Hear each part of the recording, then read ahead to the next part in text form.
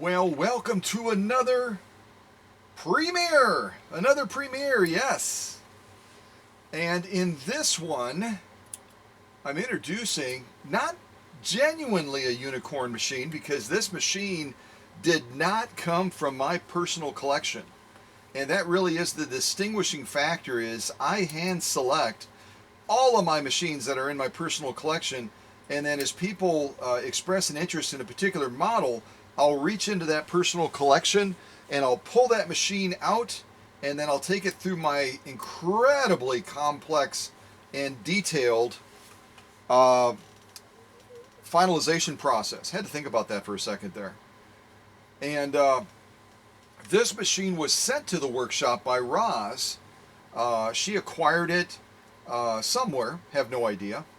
And so this particular machine is not genuinely a unicorn machine, but you saw the unicorns out there because I wanted to, and I'm going to do one more stitch line here because it just made a little bit of a fine adjustment on the upper tension.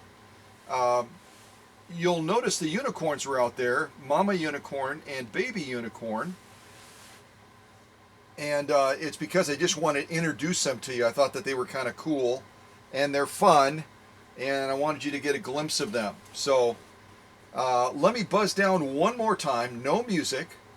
And I just tweaked the upper tension a little bit because we're going through 2 layers of genuine elkite. If you're brand new to this channel, this is the thick of thick. And elkite is kind of leather on steroids, I would call it. I'm going to drop this down a little bit so you can see both of those layers. It's leather on steroids, and I say that because it's chemically processed, which means when they take it through the chemical processing as an elkite leather, it galvanizes that finish and makes it really tough to get through with a needle. And I'm sewing with an upholstery thread today, which makes the task even more difficult.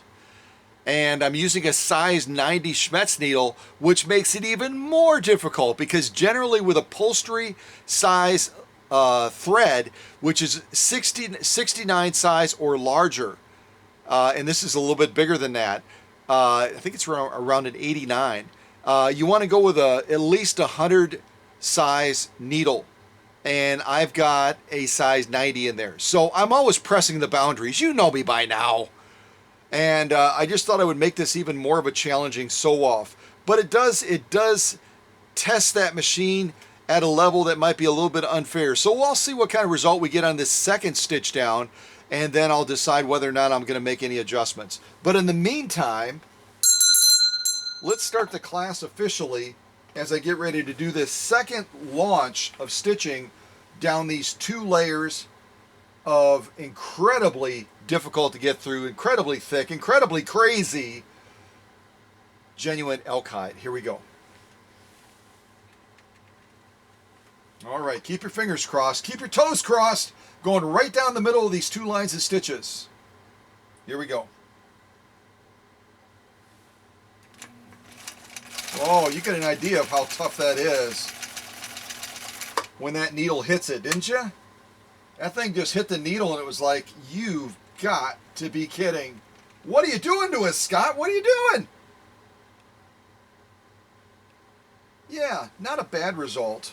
I'm just looking at the lock stitching, which is my biggest concern. Because, again, the lock stitch is going to be the toughest sew-off portion of the conformation, because you're having to pull that thread all the way back through 2 layers of genuine elkite.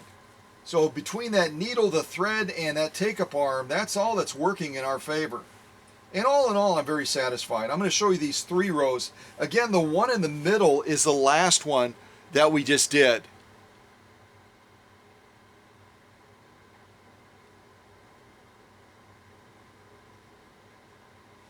Got to drop that camera just a little bit. Look at the thickness though, folks. Look at the thickness.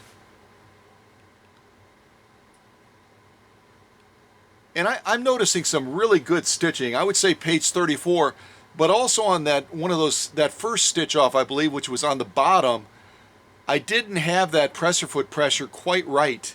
And so the feed was a little bit stubby. You'll notice that bottom row of stitches is a little bit more stubby. The other two rows look much, much better. And that's because off camera, I made a quick adjustment on presser foot pressure, and that makes a huge difference, doesn't it? Let's kind of go across and you can look at these stitches.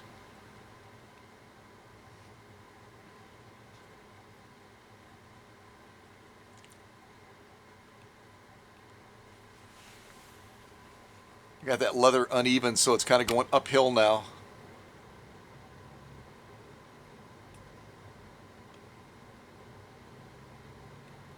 So I am really pleased overall with the stitching. Once I made a couple of fine adjustments with upper tension, also tweaking the presser foot pressure, that center row that we did last, and that top row, those are definitely page 34. I'm very pleased with those. And again, look at what we just sewed through, folks.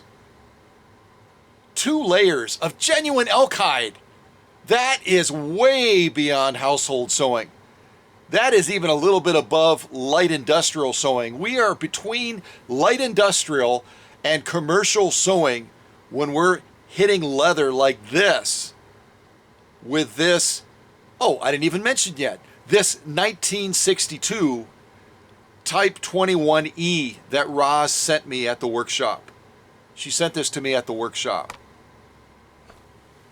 We are way beyond household sewing. And laying down some page 34 stitching. Even the stubby row on the bottom, where I had inadequate presser foot pressure, even that one, the quality of the stitching through 2 layers of genuine elk hide is just absolutely spot on. But when you compare it to those other 2 rows, the last row we did in the middle and the top row, it is just noticeably different, isn't it? And that's where if you're sewing a ton of a certain type of material, it doesn't have to be genuine elk hide. Maybe it's upholstery material. Maybe it's vinyl. You know what? You sometimes got to tweak things a little bit to get it right, don't you? And that's what we did in this instance, to get it right. Yeah. All right, finally, after all that back and forth, back and forth, back and forth, back and forth, now let's finally look at that lock stitch. And you'll notice straight away why I made some adjustments, why I decided to tweak it a little bit. Because that bottom row is the first row that I did. And you could see that that take-up arm, especially using an undersized needle. Again, I'm using a size 90. I should be using at least 100, maybe 110 size needle with this type of upholstery thread. And so that lock stitch is struggling because that's going to be the harder stitch to finish off because it's got to pull that thread all the way back up through those 2 layers, fighting kinetics, fighting gravity, fighting everything else. And you can see it was struggling on that bottom row. Little bit of a sunshine and then it would struggle and then it would struggle and then it would get a little bit of a sunshine and then it would struggle again. But look at that top row where I made that adjustment. I tweaked up that upper tension so that it would have a better chance of getting that upholstery thread pulled back up through those 2 layers of genuine elk hide.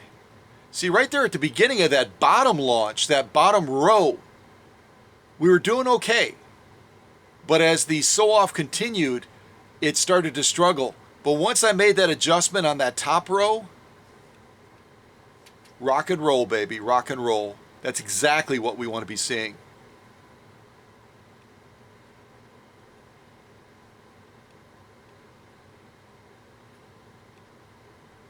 Exactly what we want to be seeing. Yep. So I'm going to give the bottom row a not a page 34 because we had some tension issues that we were battling. But that top row of finalization that I did, making that little tweak to the upper tension, that is a page 34, especially going through, wait, there I'm back, especially going through 2 layers of genuine elk hide. Again, what I would consider to be between a light industrial to a commercial level sew off.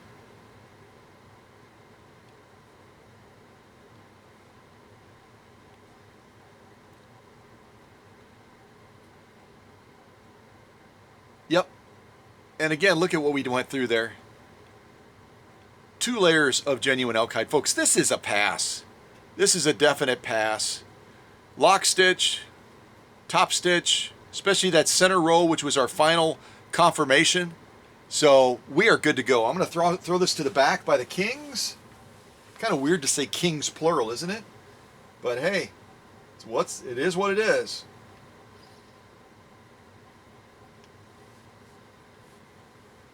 And I'm going to make one other adjustment real quick so that I don't have to keep tweaking the upper tension through all of these sew-offs. I'm going to move our unicorns off camera to the side as well. When you're sewing with a much heavier thread, like this thread here, which is about a size 89 upholstery thread, I'm going to take off our extension bed, widen this shot a little bit. When you're sewing with a much heavier thread, like this, size 89 thread, you sometimes have to back that bobbin thread off just a little bit. So that's what I'm doing right now, is I'm taking out our bobbin case and I'm going to back off our bobbin pole just slightly so we don't have to ratchet up that upper tension quite as far. That'll help us, I think, quite a bit on some of these sew-offs we're going to be doing. So just a little hint, the bobbin case is going to have to be a lighter pole. Normally it's going to be about 3-ounce pole. It's got to be a little bit lighter pole when you're sewing with upholstery thread of this size. Again, about a size 89, if I remember correctly. Because distributing that thread through the bobbin case is a lot tougher for the machine than feeding the thread off the top of the machine. So let me go ahead and get this extension bed put back on, and we will resume our sew-offs. So that should help us a little bit as we do some more heavy-duty type sewing. The lighter sewing, it's not going to matter as much. Okay, so I think we did stairway. I'm going to do snake on the beach. If we already did it, then we're doing it twice.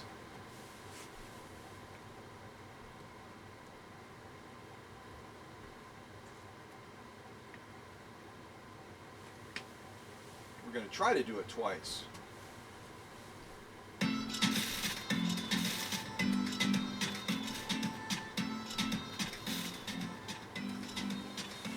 Just keep that music on softly in the background. All right, what I'm going to sew next is super lightweight. This is a ribbon style material. It's 100% polyester. And so it's going to be a real tricky, slippery material to sew, but I'm going to give it a go. Let me zoom in on this. So any of you that have sewn a lot with polyester, you already know what I'm talking about. This stuff is a bit tricky from a feed standpoint, and especially with no stiffener in it. It's going to be some real tricky stuff to sew, so I'm going to give it my best.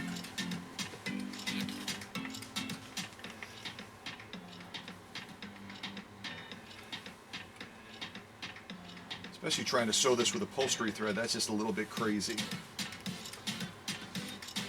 All right, why don't I lay down a zigzag to begin with?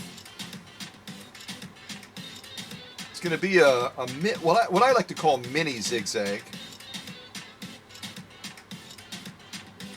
So I'm adjusting off camera, I'm adjusting the stitch width from 4 to 2 and the stitch length from 4 all the way down to 2.5. So let's give this a try and see what we get.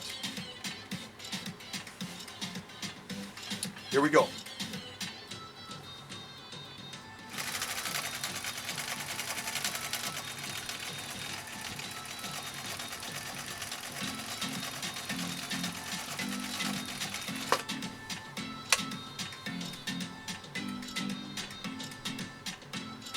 That's such an interesting looking stitch when you kind of do a microcosm of a standard zigzag. That's a lot of fun. You'll see what I mean.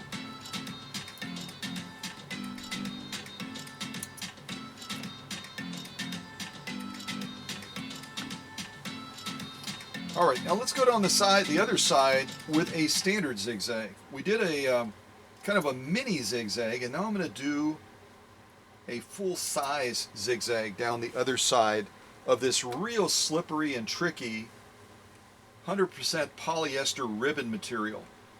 And I'm sewing this ribbon material simply because it's very challenging, but also because I sometimes get feedback from all of you that you like to see the lighter stuff sewn too.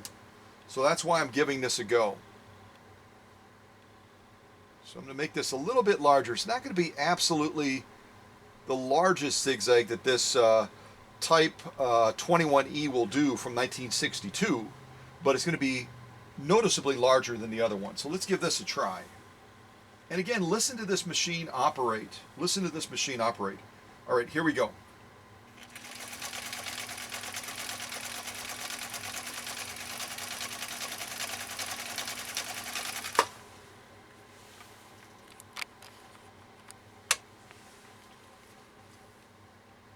Oh yeah, that's noticeably larger. Noticeably larger and wider zigzag that one is. Yeah, it is.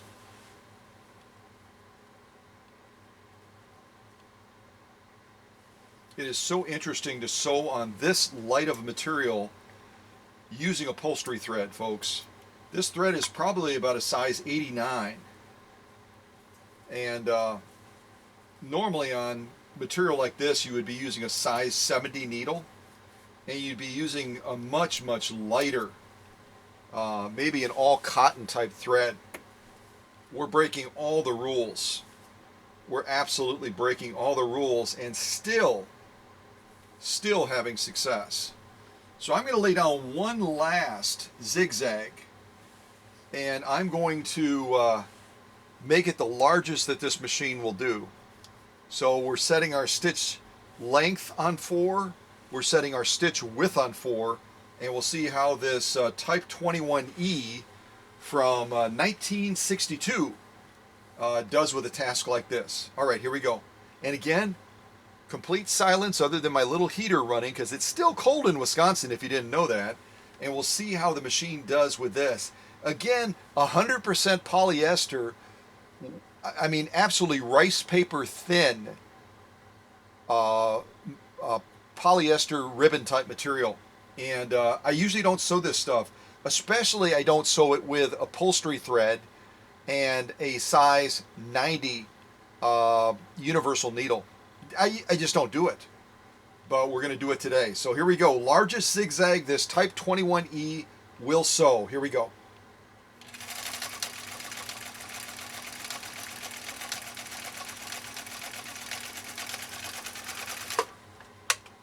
It's a little bit of a challenge to steer that puppy, because that stuff is just slipping and sliding. It's like driving in Wisconsin in the winter. All right, so let's give these threads a clip, and then we'll check out these different zigzags that I just laid down on this 100% polyester ribbon material. Super slippery stuff. And I'm kind of debating on how I'm going to be able to display this for you to see, because it's so daggone long. It's so daggone long. Maybe I'll have to come off the tripod and kind of lean this against something. That's probably what I'll do. Bear with me for a second here.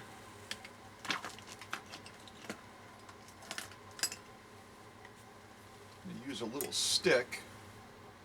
See if we can raise it up just enough. The way we're really going to see this, though, is if I can put it somehow like this. Let me see if I can do this.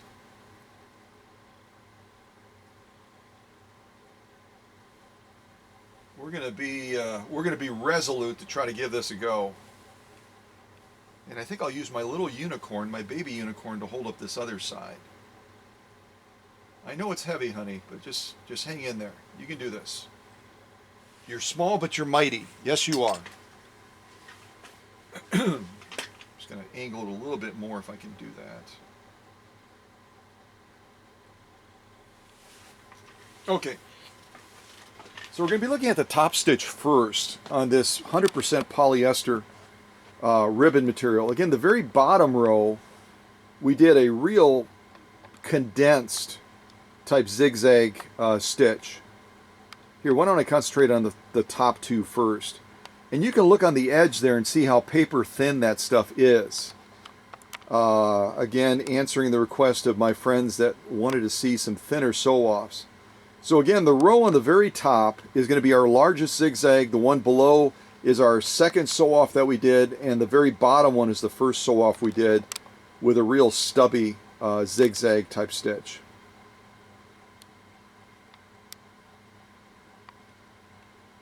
Well, as far as the top stitch so far,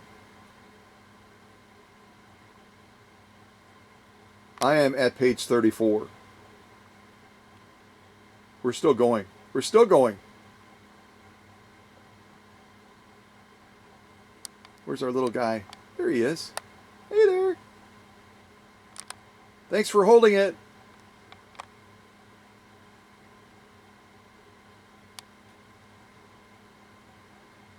Yeah, when you get this paper thin, it's crazy to be using a size 89 upholstery thread. But crazy is fun, isn't it? Yeah, it is.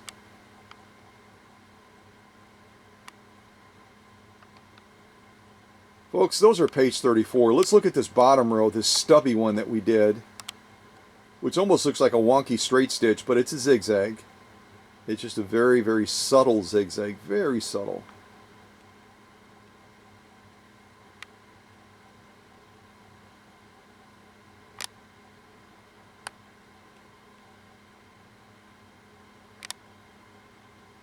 We're still going. This may make Guinness Book of World Records.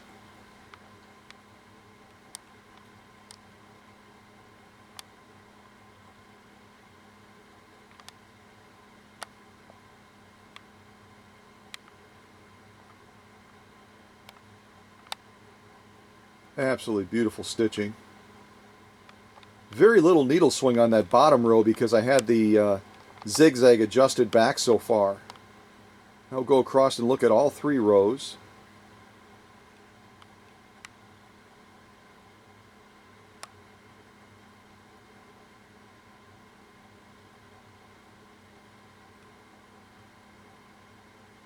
And again, folks, realize that normally, again, and I've said this, but I'm going to say it again, normally on material like this, you'd be using a size 70 needle with a standard sewing type thread, maybe even an embroidery thread.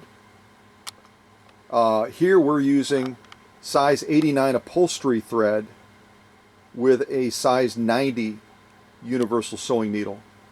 And we're still getting results like this with Roz's 1962 Type 21E. When you push a machine to this extent and really give it what many would consider to be an impossibility, an impossible task. See how far we have to come out for the totality of stitching?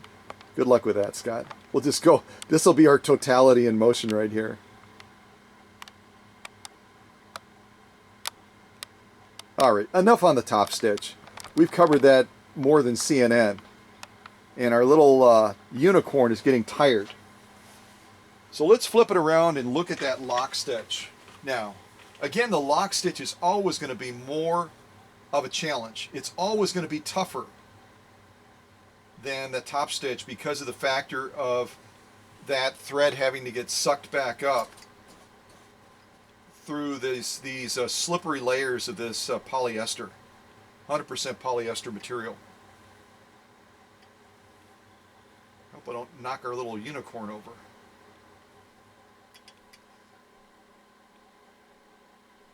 Okay, that's about as good as I can get it, considering the length of that ribbon material.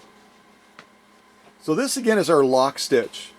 The tougher of the two stitches for this machine to complete successfully.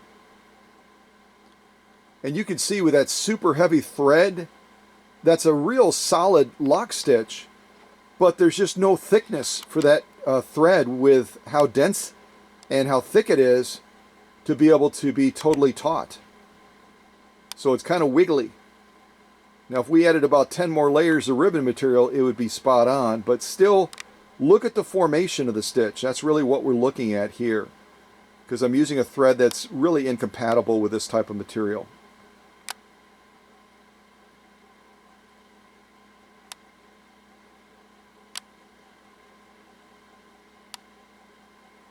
Recognizing how paper thin this ribbon material is, the polyester material, I'm very satisfied with that zigzag. There's just not enough thickness for that heavy thread.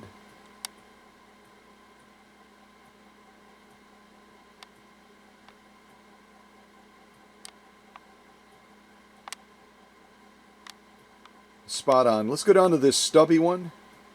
And again, this is going to be a little bit more taut because it has less needle swing. Those stitch lines are closer together,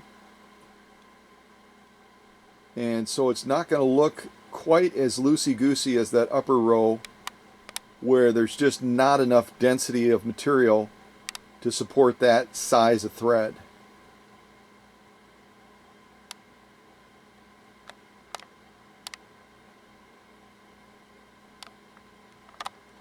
So now all 3 rows of stitching through this paper thin polyester, 100% polyester ribbon material.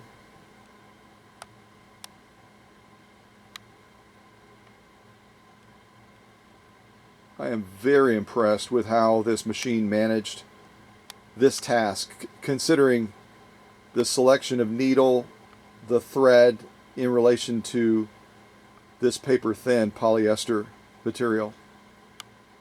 Very impressed. Again, you have to come a country mile out to see the totality of the stitching, but that is a definite pass. And again, when you take into account how impossible it is to use a material this thin, 100% polyester, and sew it with a size 90 universal needle with size 89 thread, we should just have a total mess. And the machine has managed this task incredibly well. So I'm going to throw that to the back as our lightweight sew-off that Roz's 1962 Type 21E did a fabulous job in managing. Very, very difficult sew-off when you take into account the incompatibility of the materials we're using. But incompatibility translates to challenge in my book. And I love to challenge machines. So this next one is called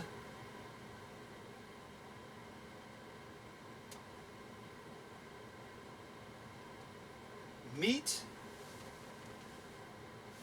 and Fun. Meat and Fun. Not like meat like eat meat, but meat like meet somebody. Let's hear what this sounds like.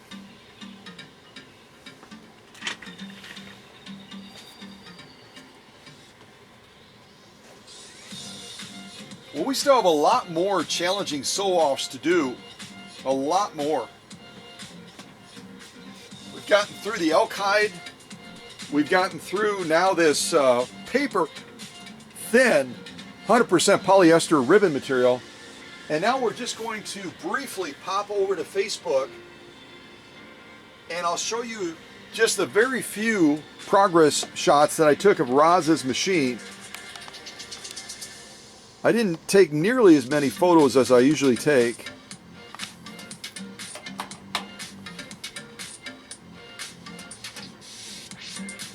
So here's just a side shot of the machine. Not revealing a whole lot here.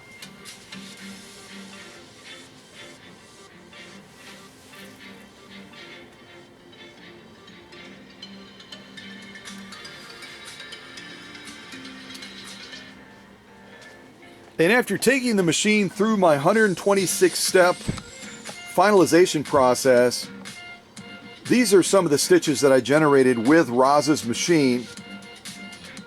Combination of straight stitching, modified zigzag, and then also some decorative stitching as well.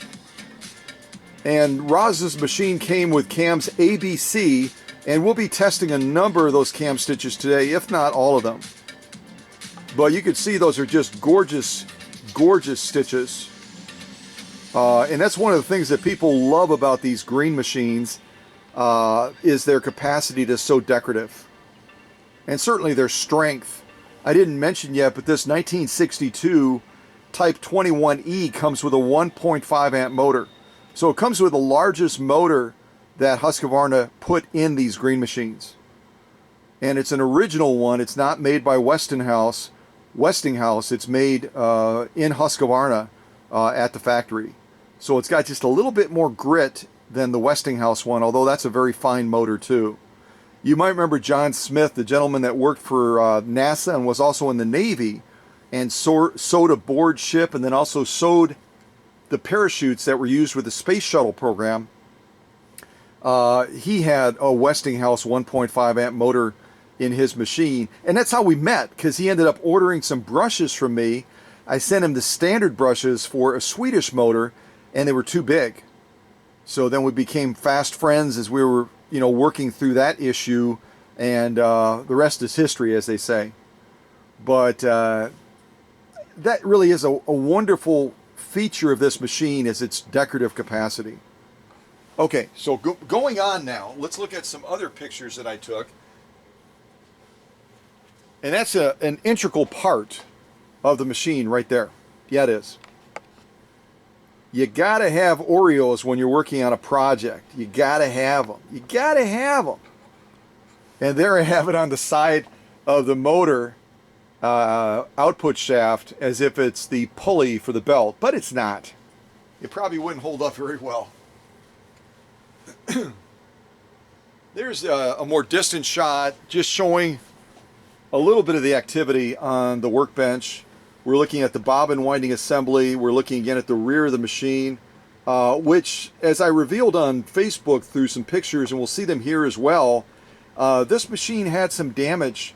It may have been dropped, but someone had done a very kind of a haphazard repair job of trying to mend the plastic motor cover, and they just gooped the stuff on. And you'll see some of those shots as well. So that again is one of the risks you take when you go to eBay, you go to Etsy, you go to Facebook Marketplace, you pick up a machine like this, the price is right, it's a machine you always wanted, but you don't know the history of that machine, you don't know the provenance of it. And I think that shows the wisdom of Roz in saying, even before I sit down to this machine, I want it to go to the workshop so Scott can go through it and make sure it's good to go. So that is one of the things that I noticed, one of the several things I noticed about this machine, is that it had sustained damage, and someone had done a kind of a haphazard job of trying to mend that on the rear of the machine. And there's a crack on the side of the cover as well that goes over the bobbin assembly. Not showstoppers. It's not going to affect the performance of the machine, but to some limited extent, the functionality, the strength of those covers, and if the crack is visible from the outside, it's going to affect the prettiness of the machine just to a little extent. So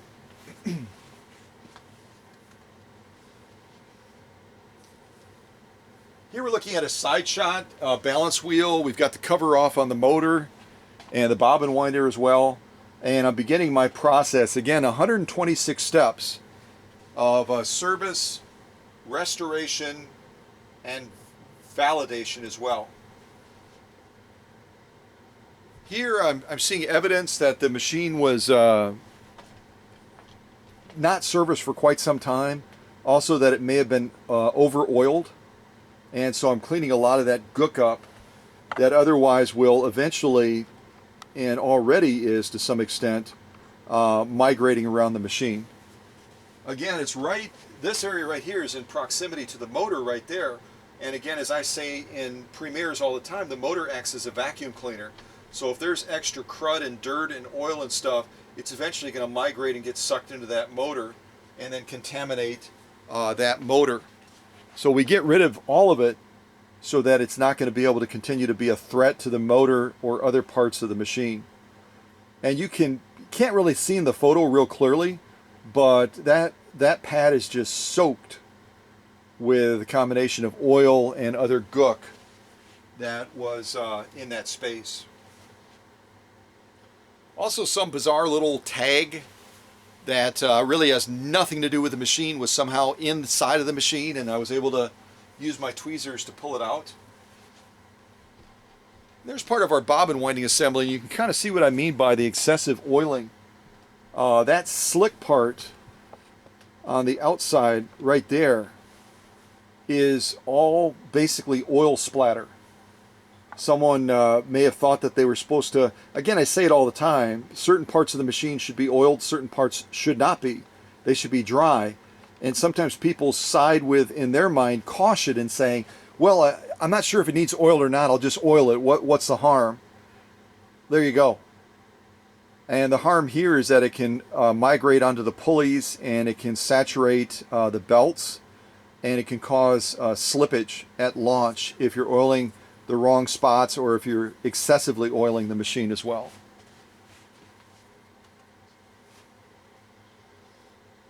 Here we're kind of looking top down at the bobbin winding assembly, which is a very intricate part of the machine and a very complicated part. It needs all kinds of detailed servicing.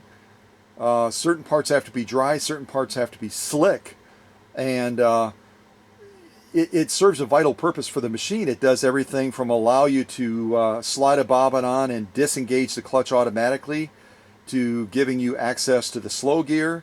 It's part of the main drive up to the main shaft with the long belt that runs over this component as well.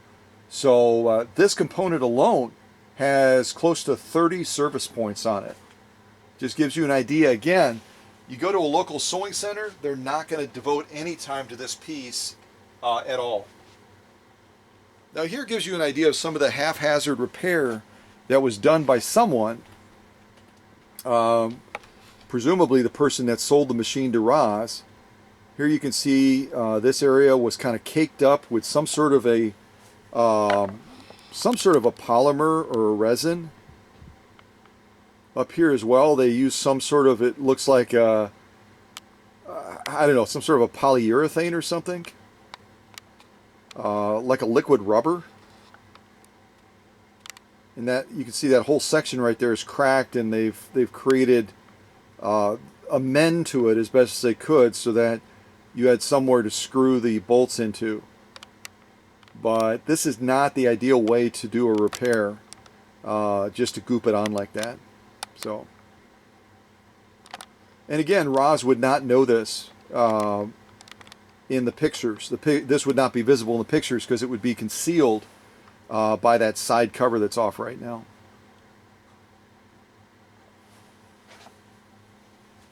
Buyer beware. I always say it. You never know what you're getting. There's just a closer shot of someone believing that more is better. Let's just goop it on. Let's just use the whole tube of liquid rubber. No. Not a good idea. Because liquid rubber eventually will break down, it kind of fragments, and then all those little pieces will become mobile in the machine and will get sucked into that motor, which is directly adjacent to this repair. So, not the ideal situation.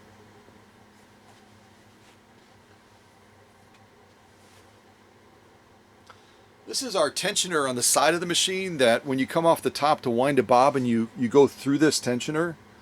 And you'll see that there was some damage to this as well that someone tried to repair. The alignment of it was also off. The alignment as you see it right now is spot on. So if you have a Swedish Beauty, a green machine, and your little finger right here is pointing any direction other than you see it right now. If it's pointing further down, if it's pointing further up, you'll want to adjust yours just like this one so that you get nice even feed of the thread when you wind a bobbin. Here I'm looking at the back of the machine and I'm beginning to evaluate the cam insertion point, cam stack, also just verifying the data plate as well.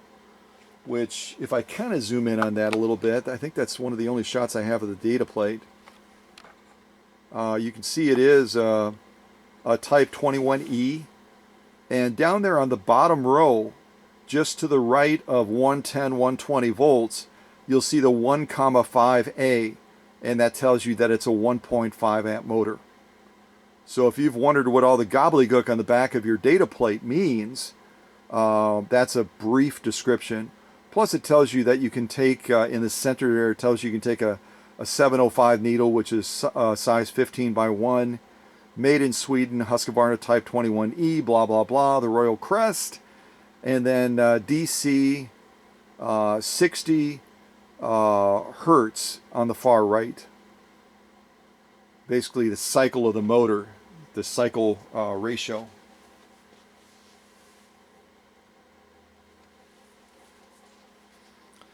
Now here we're going to be looking into the back of the machine. We're going to be looking at one of the timing belts. We're going to be looking at the pitman arm. There was some rust inside of here as well. You'll see that in some of the shots, I believe. It's more than varnishing. It's also some rust on some of the metal components as well. Also, there's a number of spring returns on here that have to be inspected as well, along with the cam adjuster slider. There's some of that buildup on there, and that's a combination of varnishing and rust. Again, depending on where a machine is stored, can impact what happens to that machine while it's in storage.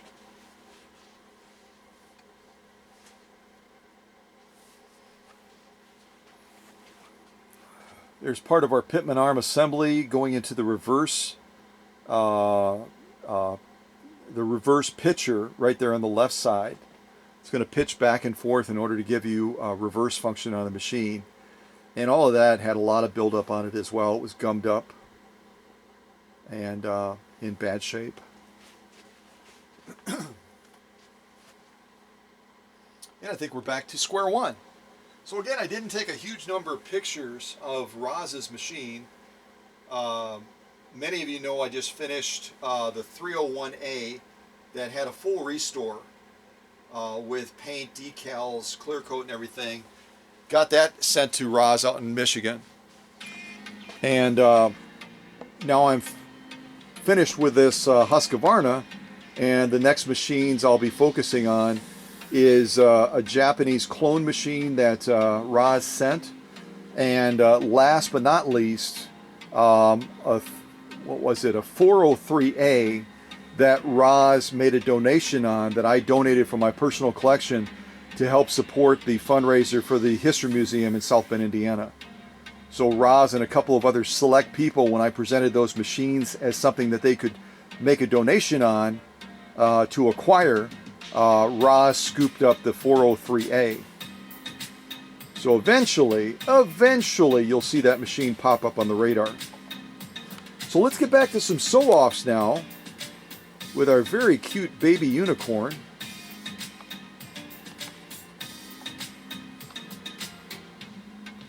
And I'm not going to leave her there because babies should not be by moving needles. That's probably not a good idea, right? Yeah.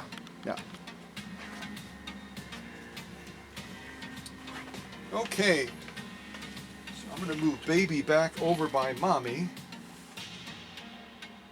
And I think we'll do some of this acrylic fiber next. I'm going to go ahead and sew 2 layers of this stuff, and I've cut this way too big. Let me cut this down a little bit. Too big and too long. I wish you could feel this when I'm cutting it with the scissors. It's like if you've ever had to cut sandpaper, it's like cutting sandpaper. And for those of you that are brand new to this channel and you don't know anything at all about this type of material, this acrylic fiber, this acrylic fiber is used in making awnings. So it is designed to stand up against high wind, every weather element you can imagine. And and it's designed to be able to do that for many, many, many, many seasons without being adversely affected. So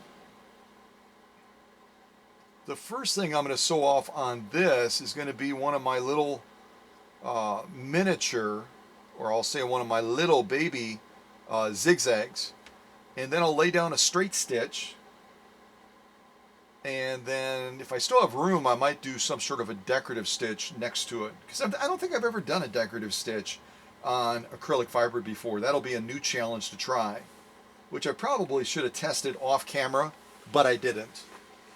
So we're just going to do it live on this premiere and see what happens. And the next song I'm going to play is called Rewind. Rewind. Alright, so let's start with this modified zigzag. If you want to duplicate this on your machine, if you've got some acrylic fiber, I've got the stitch width at 2, I've got the stitch length at 2.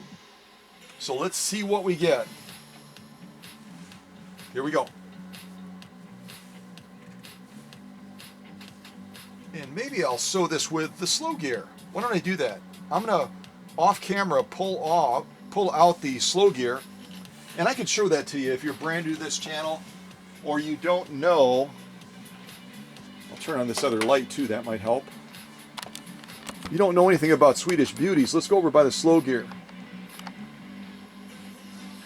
You can see that other crack I was talking about right near that oiling point.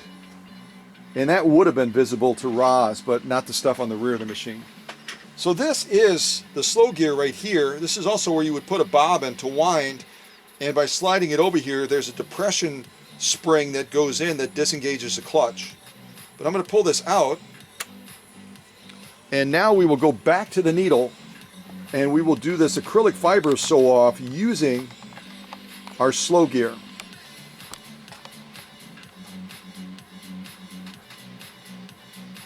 Once the camera stops moving. All right, here we go. So again, this is a modified zigzag.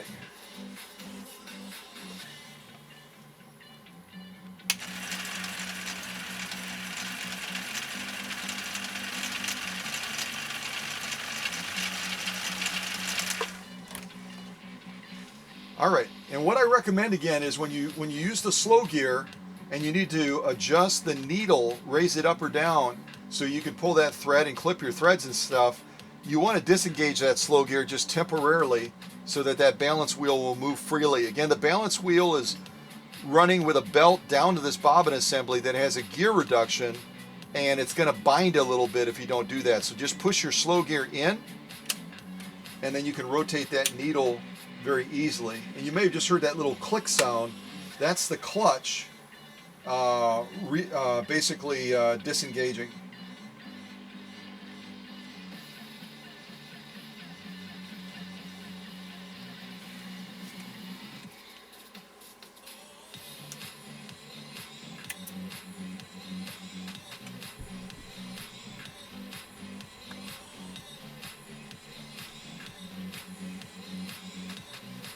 All right, I'm going to do the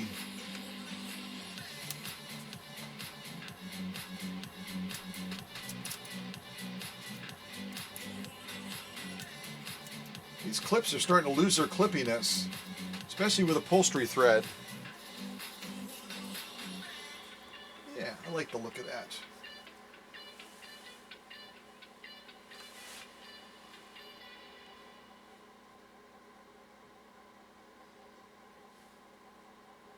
Okay, so now we're going to lay down even a smaller zigzag. I'm going to go down to about 1.5, excuse me, 1.5 on stitch length, and I'm going to go down to about 1.5 on stitch width. So this is going to almost probably look like a mending stitch. This will look very close to a mending stitch. And we will sew this with the slow gear as well. Here we go.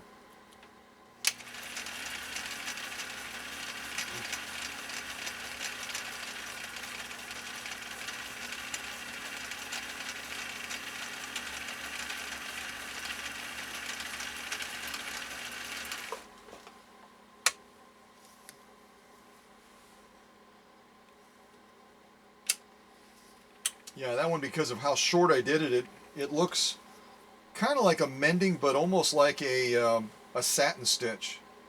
It's so teeny tiny.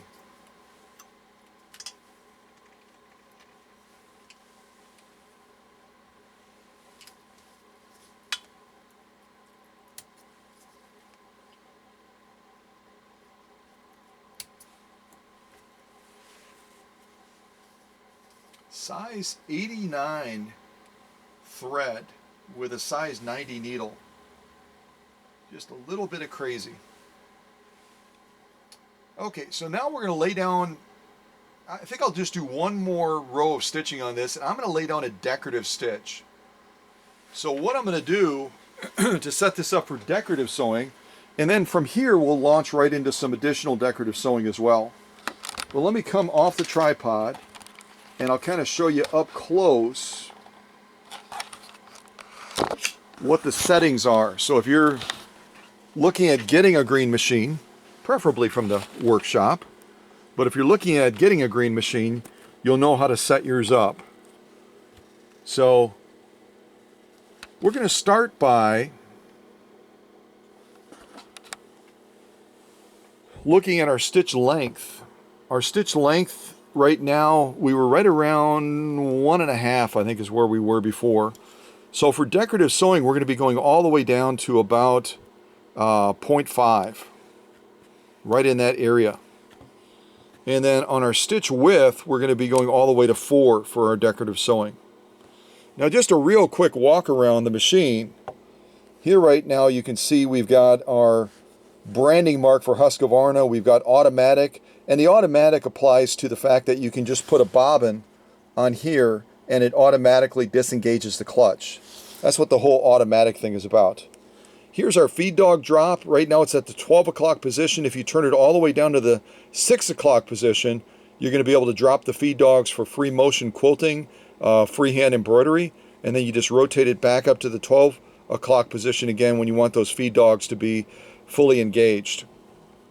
Here's our stitch width, and you can see we've got a range of 0 to 4. Obviously on 0 you're going to be doing straight stitching with no needle swing, and then between 1 and 4 is your needle swing settings for zigzag and decorative sewing. And then right on top of here you see this little metal tab, this little silver tab right there. Maybe if I point it like that it'll be better. That's for stop and start points for making buttonholes for this machine. And the book describes exactly how to do that. We won't be doing that on this video. Right up here we've got stitch length. And again, you've seen the huge range, anything from at the highest setting, 4, all the way down to the range we're going to be working with, right around 0.5. You can even go a little bit below that. But again, when you get into this range, right in here, real close to 0, you're going to be getting little or no material feed, and you're going to create just a mess. So I usually recommend setting it right around in here for the decorative sewing that the cams can generate. And again, Roz's machine that she acquired somewhere is going to have 3 cams with it, A, B, C. There are 2 additional cams. There's cam D and then there's cam E. Both cam D and cam E are very much unicorn cams. They're very hard to find. I happen to have some, and I sent one, as you might remember, I sent a cam D to Hans over in Norway because he couldn't find one over there. And Norway is right next to Sweden. That's crazy, right? Now, one of the nuances of the 21E series versus the 21A series is going to be a reverse function. Now, if I push it straight in, I'll kind of do it like this. Oh, I've got to adjust this a little bit to be able to do that. Otherwise, it's not going to move.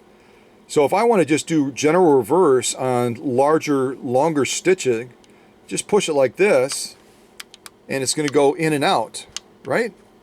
In and out. But if I angle my push down slightly, in other words, when I push it down, if I kind of push in and down a little bit, I can get it to lock in place, which is one of the additions they made to the later 21E series machines, Type 21E series machines, is the earlier versions, the 21As, the 19s and that, they had a standard reverse where it was just, if you want to sew in reverse, you got to hold it in, and then when you're done sewing in reverse, you can let it out. Well, there were some people that gave a lot of feedback, maybe gripes, maybe complaints about that. So then they added this 2-stage reverse button where when you push it in straight in, it'll release straight away. But if you push it in and down slightly, it'll lock in place. So you're able to sew in reverse without holding it in. And then when you're done sewing in reverse, you just push it and it pops back out again.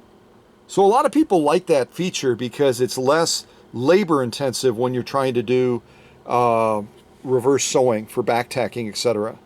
So before I forget, I'm going to adjust our stitch length back down to right around 0.5 for the decorative sewing we're going to be trying to do. And I'm saying trying to do because I'm using size 89 upholstery thread with a size 90 needle, not the ideal tools or elements for successful embroidery style stitching, but we're going to give it a go.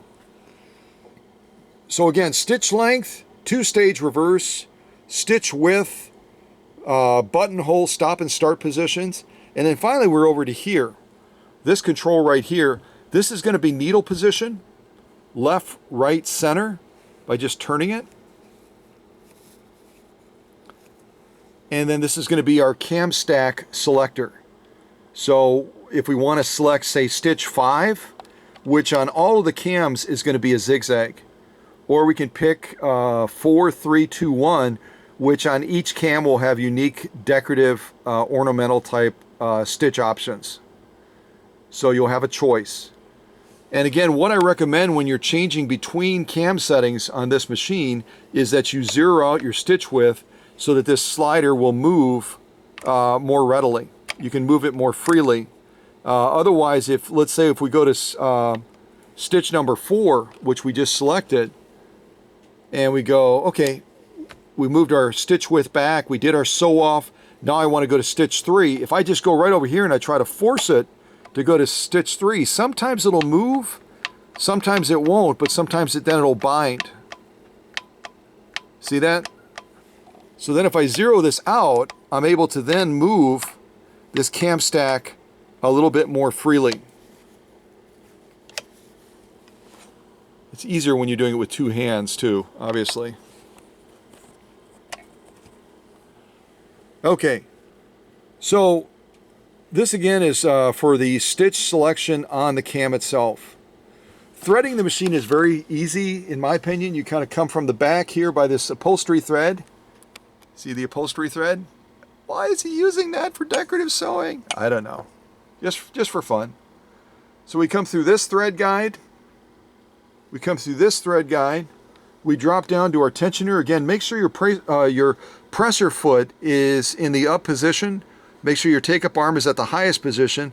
And then you draw the thread in between the discs all the way. You come over here and bring it up over that spring. You kind of come around this edge right here and then bring it over the spring underneath this thread guide up to the take-up arm, all the way down through here to this thread guide. Another thread guide right there above the needle, and then you thread this machine from front to back. And the flat side of the needle is obviously going to go in the back. Make sense? And then inside of here, you've got your presser foot control as far as the level of pressure. If you rotate this disc so that it compresses that spring up more, you're going to get more presser foot pressure. And then this is a quick release right here. You just push this in, it releases all the pressure. You saw this drop down. And then to re-engage the pressure again, you put your finger here, your thumb here, and pinch it up, and then it locks back in place. Now the advantage of having this quick release, and I've said this in other premieres, is it releases all pressure on this presser foot, which means if you have something super thick, you're able to slide it underneath that presser foot by forcing this bar up, and then you just engage the pressure again, and then you can resume sewing. So that's a quick walk around the machine.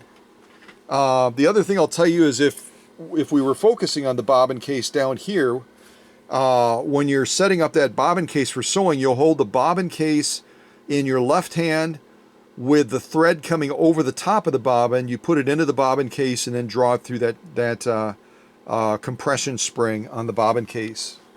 so that you have a top stitch. Otherwise you won't, because that's what the bobbin case does, is it helps to define that top stitch.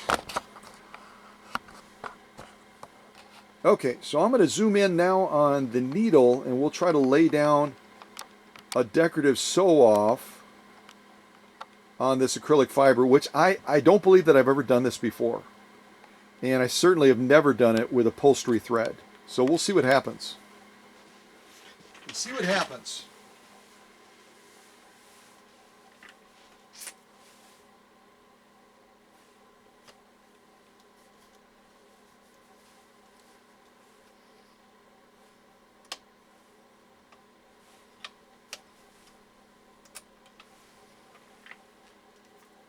All right, getting us set up for, I think I'll do stitch 4.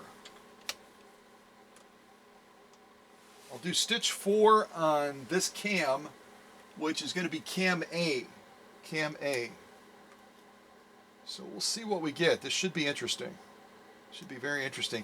I'm not going to make it quite as tight on the stitch length as I normally do because of the type of thread that I'm using. This is going to be intense, even doing it at about, I think I'm right around 0.6 as far as the stitch length. So let's see what we get. Let's see what we get. All right, here we go.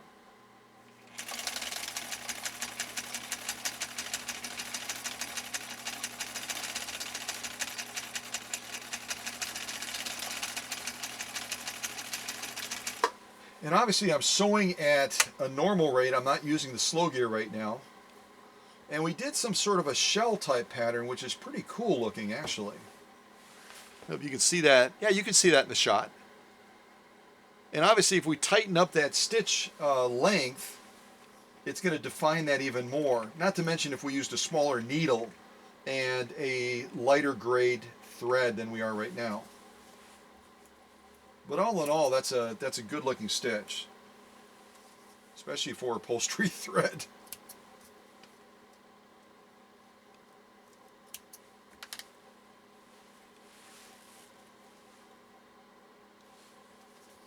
All right, I'm going to lay down, since I have room on this acrylic fiber and we're already testing our good fortune with this material, I'll lay down one more decorative stitch off.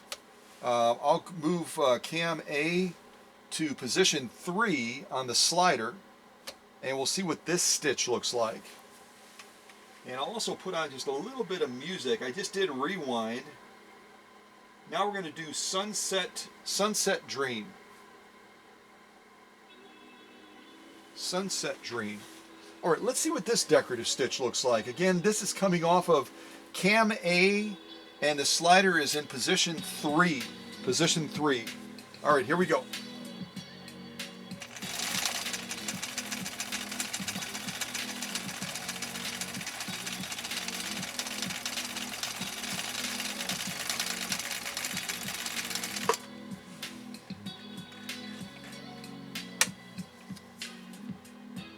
Okay, that's like a 3-point stitch. Can you see that?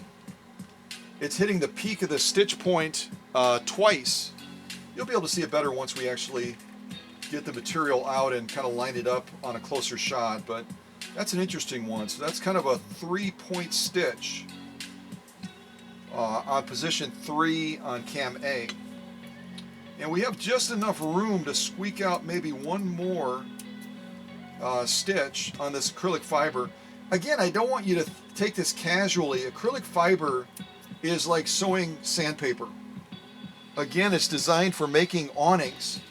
And awnings, as you know, are exposed to every element out there in the elements, in the weather and everything else. I mean, even down in Florida with hurricane type winds, and you'll sometimes see awnings that survive and the building falls.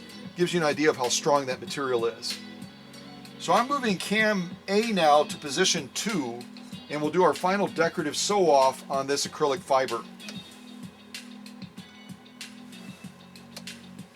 And off camera, all I did was recalibrate my stitch width down to 0 so I can move the slider freely. Then I moved the slider to position 2, and then I moved my stitch width back to 4 again. So that's all I did off camera. So here goes our final decorative sew off on this acrylic fiber. Again, the first time that I've ever done this on this material, and most certainly the first time that I've ever done it with upholstery material, upholstery thread and a size 90 universal needle. All right, here we go.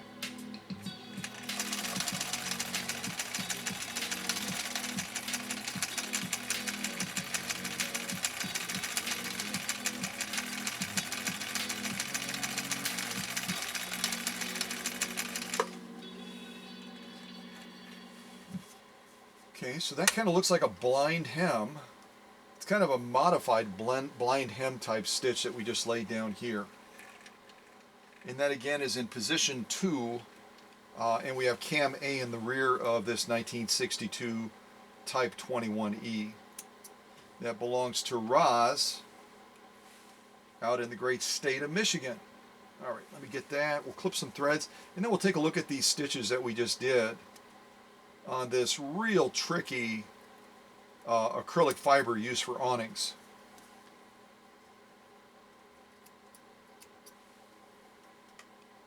And I think I might be able to just lean this against the needle because it's a lot smaller piece than the last one that we sewed, that's for darn sure.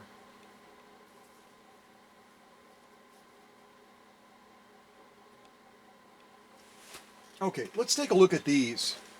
And again, take into account that the definition of the stitching, the tightness of it, how it presents, would be considerably improved if we used a smaller needle and used a non-upholstery style thread. But I like to mix things up a little bit just to make it interesting. So that was Sunset Dream. And this next one is called Oh My. Oh My. Sounds like something you'd say in the South, doesn't it? Oh My. All right, let's take a look at these stitches. So the first one we did, I think, was kind of a modified zigzag.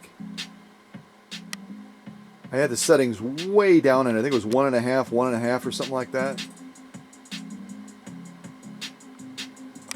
And we went even smaller on this one. The one just below it. I don't remember exact settings we used, but we bumped them down quite a bit. Then we moved into our decorative type stitching. And again, we had a little bit longer stitch just because of the intensity of trying to do something like this with upholstery thread. So that was our first decorative stitch right there, the little shell thing that's kind of upside down. And we did this stitch just below it, which I'm calling kind of a 3-point stitch. To some people would just look like a standard zigzag, but you can see that upper peak area and the bottom peak area is actually hit twice by the needle. And we finally did what I would call kind of a blind hem stitch.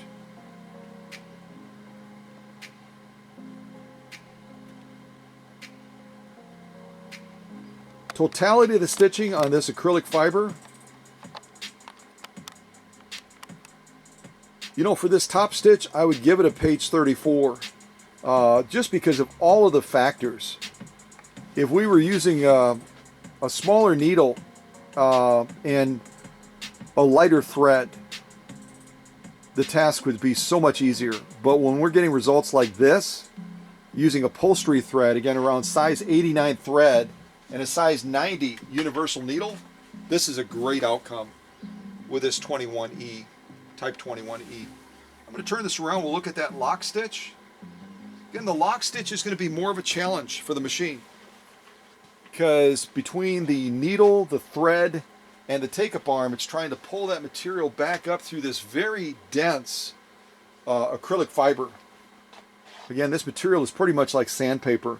So I didn't plan it, but we're shooting this from a distance right now, and you can see the totality of the stitching is pretty much spot on. The only thing I would change a little bit is because of the heaviness of the thread, because of the size of the needle, and because this acrylic fiber is rather thin, although it's very dense, I would have bumped up the upper tension just a little bit more to define the lock stitch more. Give it a little bit more clarity of definition. But all in all, a very impressive feat considering the heaviness of the thread and the size of the needle. We drop down here, we're going to look at the back side now, the lock stitch of that first decorative stitch that we did, which is just absolutely spot on. Again, needle swing always makes it harder, and yet this Type 21E did just a spectacular job. Now we're moving down to the last two rows where we have the 3-point stitch and then also the blind hem type stitch.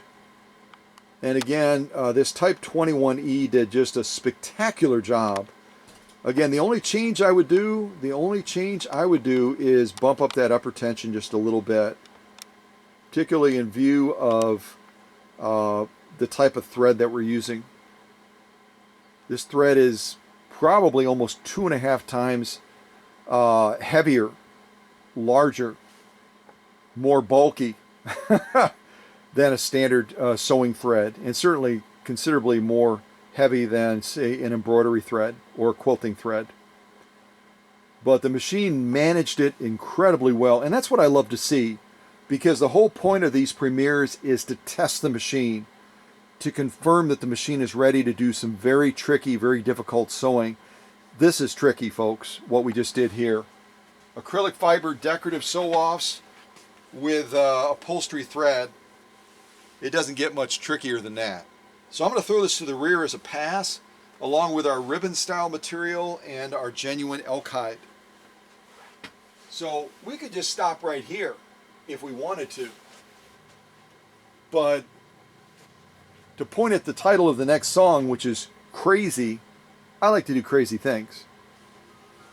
So let's keep on sewing. I think we'll do some, we've got some commercial grade upholstery material. We've got some bubble gum material. And certainly we have, yeah, we could do that. Why don't we, since we're kind of in the mode right now of doing decorative sewing, why don't we do this? Why don't we change out, we did, actually we'll do all of Cam A on a lighter cotton type material with a stiffener. Let's do that next. I'm going to come out here so you can look at Roz's machine from a distance. I'll get this material set up, and then we'll see if we can do all of the stitches on cams A, B, and C. And again, this is a cotton blend material with a stiffener in the middle, which it's a lot more conducive probably for decorative sewing than some of the other materials that we just did, but that's okay. It's fun to mess around a little bit and have fun. All right, so I'm going to line this up on here. I'm going to bring us back on the slider back down to 4. I'm not going to go to position 5 on any of the cams, because position 5, when you put the slider on position 5, it's going to be a zigzag for all cams for the green machines. And you've seen enough of the zigzagging. So let me move this all the way back down.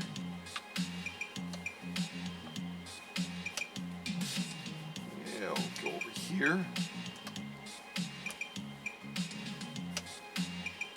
Having to do that recalibration here. Hold on a second.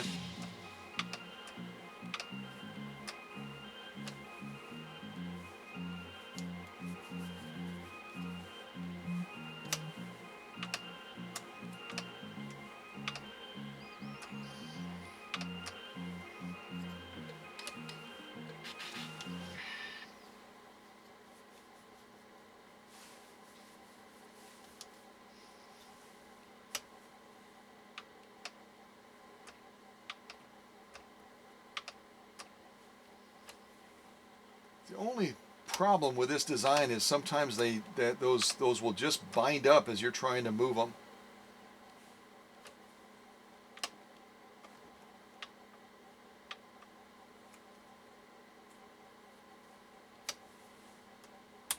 There we go.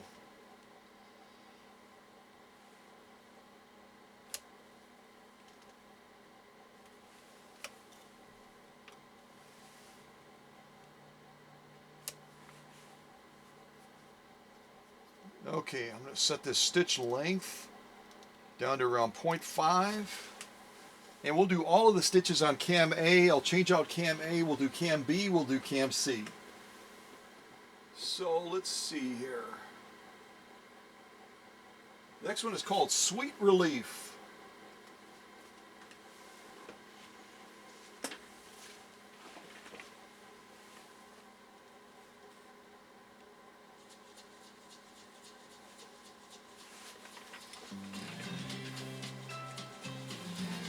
Okay, so this is stitch number 4 on cam A that we're going to do. We're going to do 4, 3, 2, 1, and then we'll switch over to cam B, and then finally do cam C. Here we go.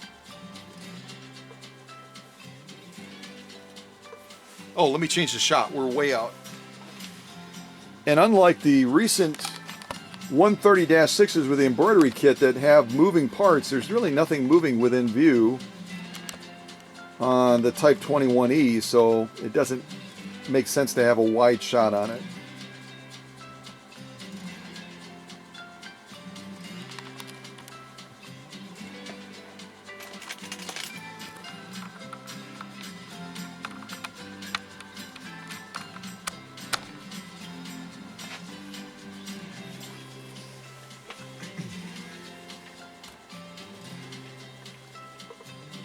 All right, here we go.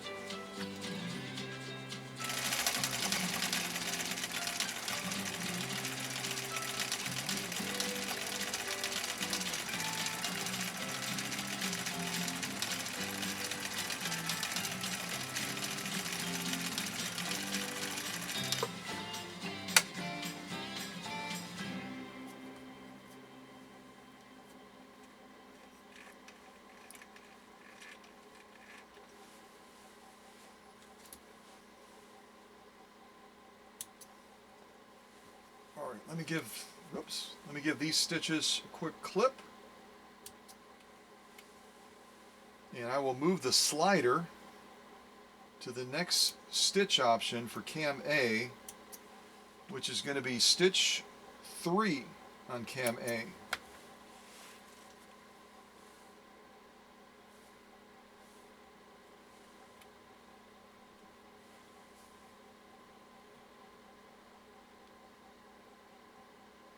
I'm going to group these fairly tight so I can hopefully get all of the cams on this one piece of material.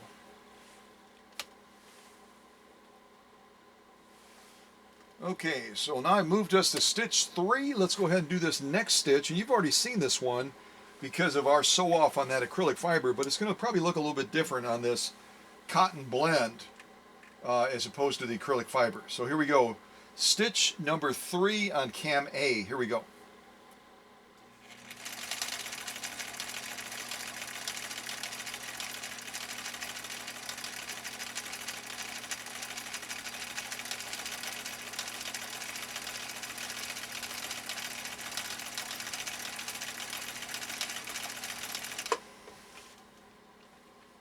That's our 3-point stitch. I like that one a lot. I like that one.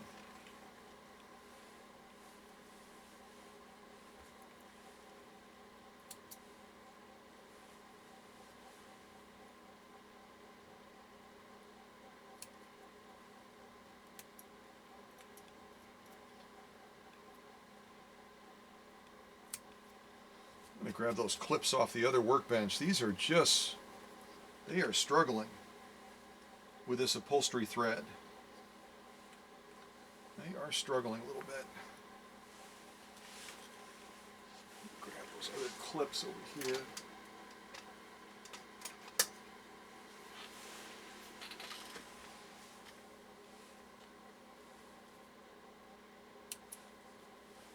Have any of you sewn with upholstery thread before for non-upholstery type sewing, just because of the depth and the dimension that you get from the thread because it's so much heavier?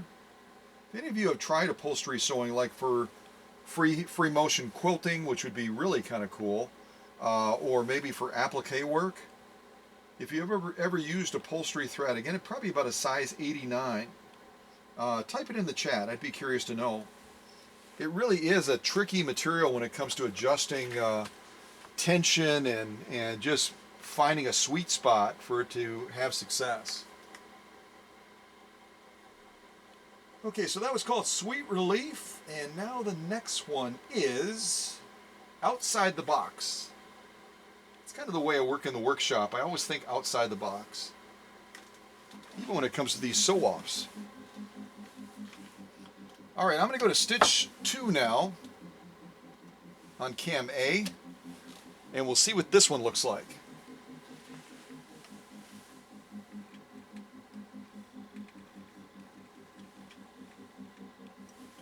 All right, here we go.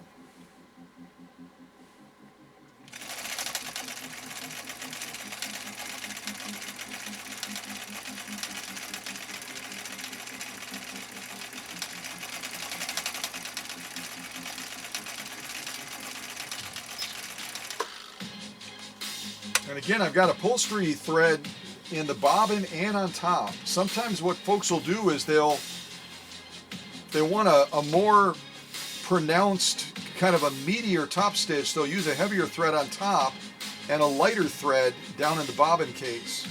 Although as a general rule, it's actually easier to feed thread through the bobbin case without having quite as much issue than trying to work it through those tension discs up top.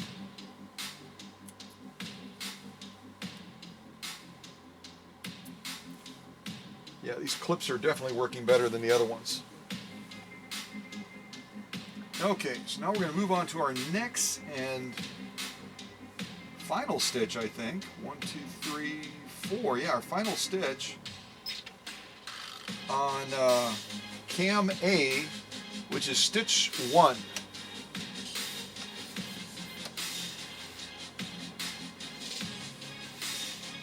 All right, let's see what this one looks like. Stitch 1 on cam A.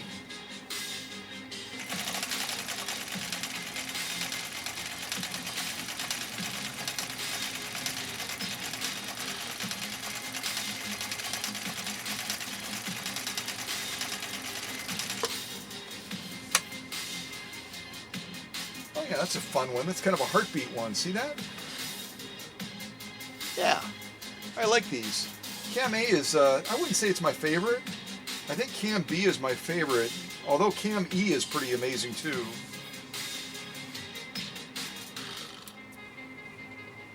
You know, when I do one of my unicorn machines that come out of my personal collection, a green machine, I'll demonstrate it with the cam D and E. We'll do all 4 cams. I don't know that I've ever done that before.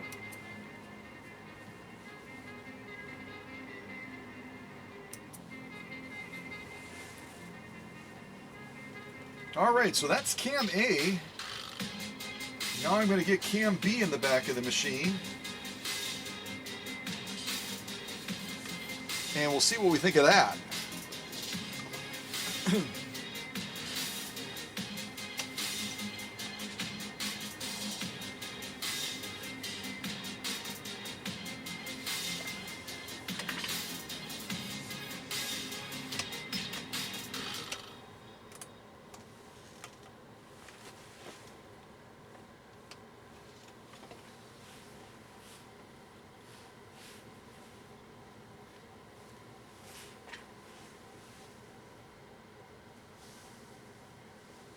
Alright, so cam A is out now. I'm going to put that on our king's crown in place of the cam B that I'm putting in the machine now.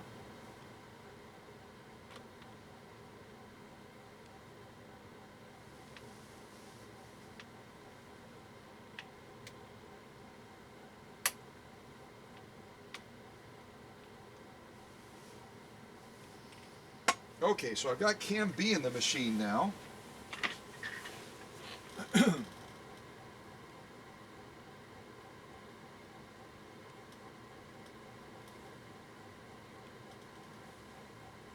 the next piece I'm going to put on is called In the Sweet By and By.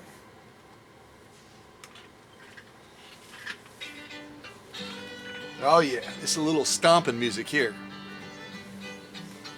Okay, so we're going to launch with cam B now, stitch number 4, and we'll see what we think of this one.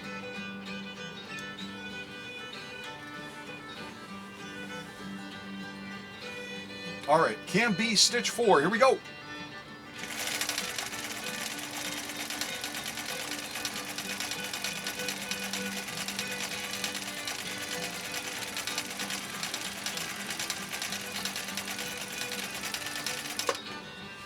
Well, I wish you could feel when you run your fingers. It's like Braille. It's like Braille running it over these stitches with this embroidery, with this upholstery thread, because it's so heavy. Oh my gosh, it's so cool. I'm glad I did this. It's untraditional, but it's fun. Hey, did you see that guy sew those decorative stitches using that size 89 upholstery thread with a size 90 needle? Yeah, that's Scott out of Wisconsin. He does outrageous things all the time. Yeah, he does. Yeah.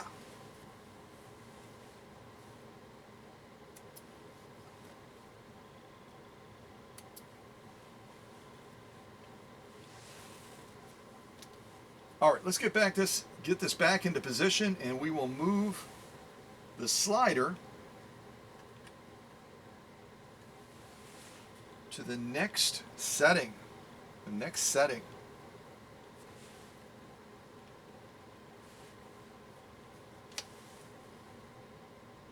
So again, to move the slider freely, make sure that you recalibrate the stitch width down to 0, move your slider, then move your stitch width back to the maximum 4 again. So now we're going to be doing stitch 3 on cam B, 3B.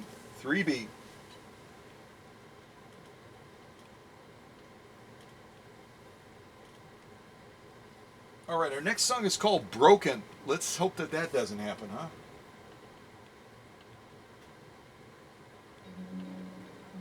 Broken.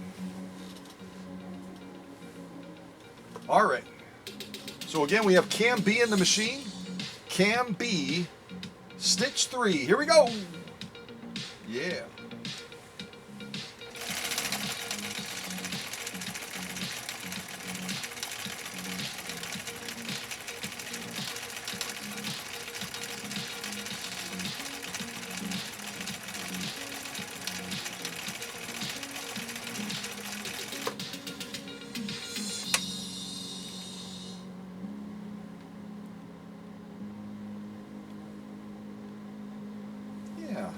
Yeah, I like that one.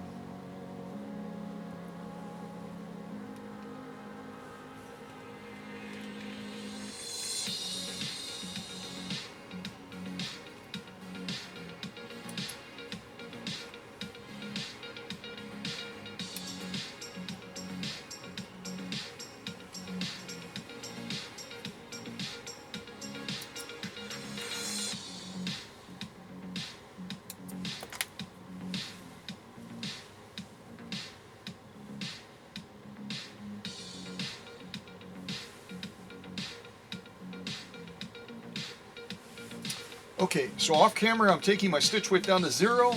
I'm moving my slider from 3 to 2. Stitch width back to 4. And now we're going to do this next stitch on cam B. Cam B, stitch 2. Here we go.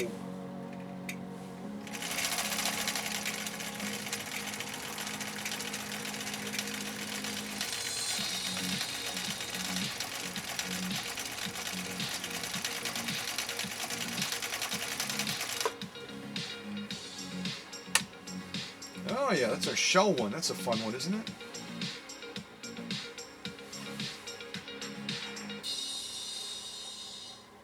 Yeah, I like that one.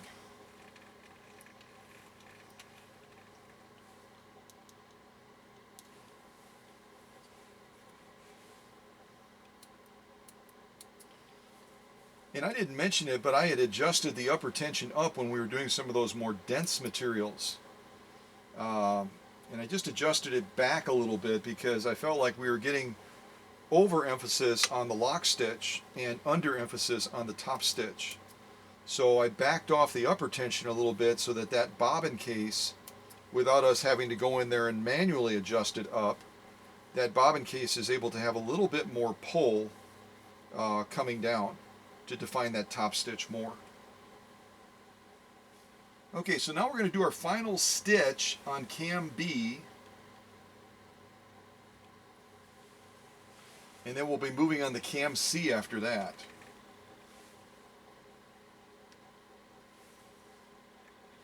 So off camera, I'm taking our stitch width down to 0. I'm moving our slider out to position 1 and our stitch width back to 4. And now we're going to do the final stitch on cam B. And I will do it without any music so you can listen to it. Listen to the machine, this Type 21E with a 1.5 amp motor doing its thing. Doing its thing. All right, here we go.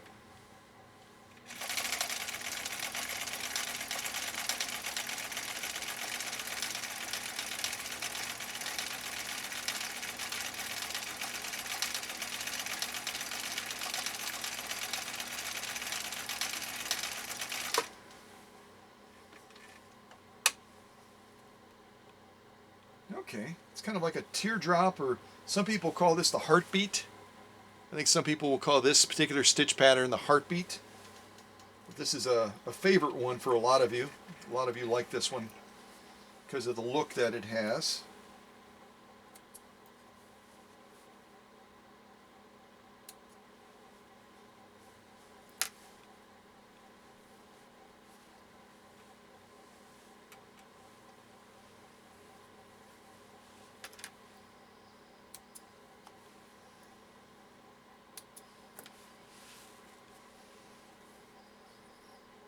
Okay, let's go ahead and do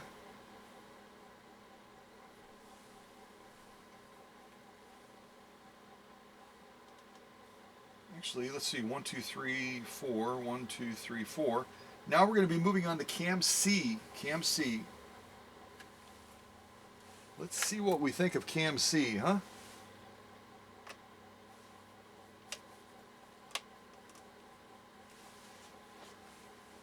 And you're not seeing it because we're focused on the needle right now, but when you're changing out cams, make sure that you're taking that slider and moving it all the way to position 5 so that that cam stack is fully extended out so you can remove the cam without forcing it. So it's clear of the rear of the molding of the machine. In other words, you're pushing it all the way to the back so you can take it out more easily. I think that makes sense. Alright, so I'm going to take cam B out now and put that on the crown of our king. And I'm putting cam C in the back. And I will show you something real quick. This particular cam C, if you can see that, but it says C1 or CI. And that means that this was a second edition cam. There was an original C cam, and then they came out with another one that had some sort of a revision on it. It might have been the stitch selections. It might have been just the way that the cam was molded, the bumps on it. But it's telling you that this is not the original C cam. It's a revised version of the C cam. You see that in there? Yeah. So we're going to be sewing the next stitch offs with a revised C-cam. Just means it's a little bit later than the original C-cam. We'll see what we think of this one.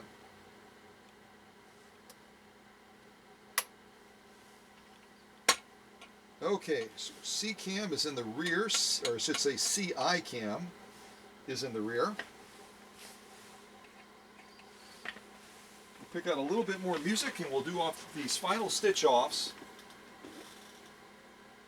on Roz's 1962 Type 21E.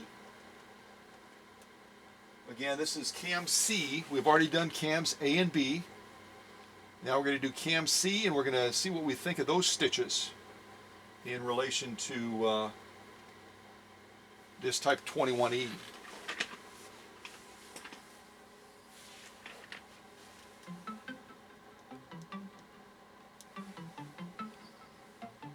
All right, Cam C, here we go.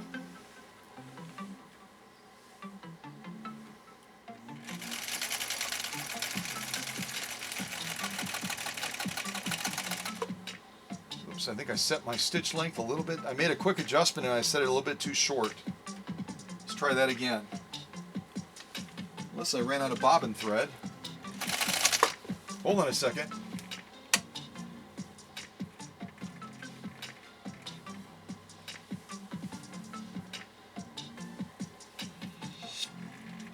The unexpected, it's always fun, isn't it? Oh yeah, I jammed it up. Hold on a second, I'll fix it. The easiest way to do that is just to slide this extension bed off temporarily. So that again, I've talked about that. If you set your stitch length too short, you can run into issues. And I just ran into an issue.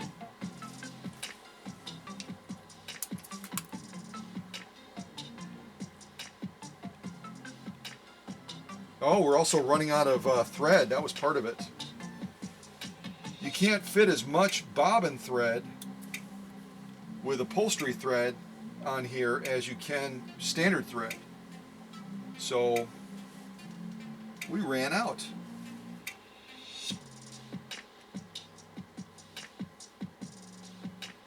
Well, listen to the music while I fix this. And I'll grab another spool of thread and we'll see if we can get this wound. Boy, that is strong thread. Holy mackerel. I just tried yanking it to break it like I normally do. Yeah, good luck.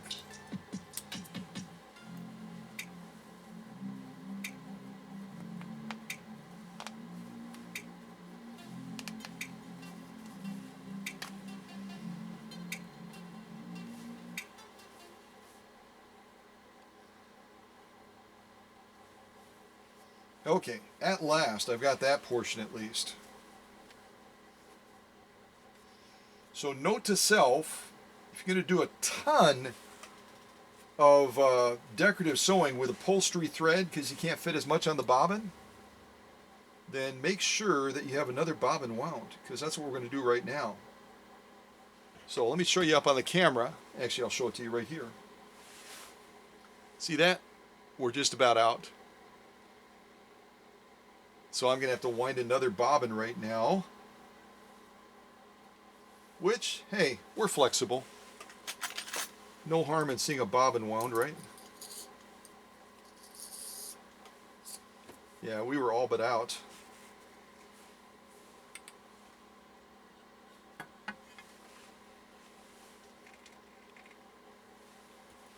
Okay, more music, and I will... Next one is called All the Fixings.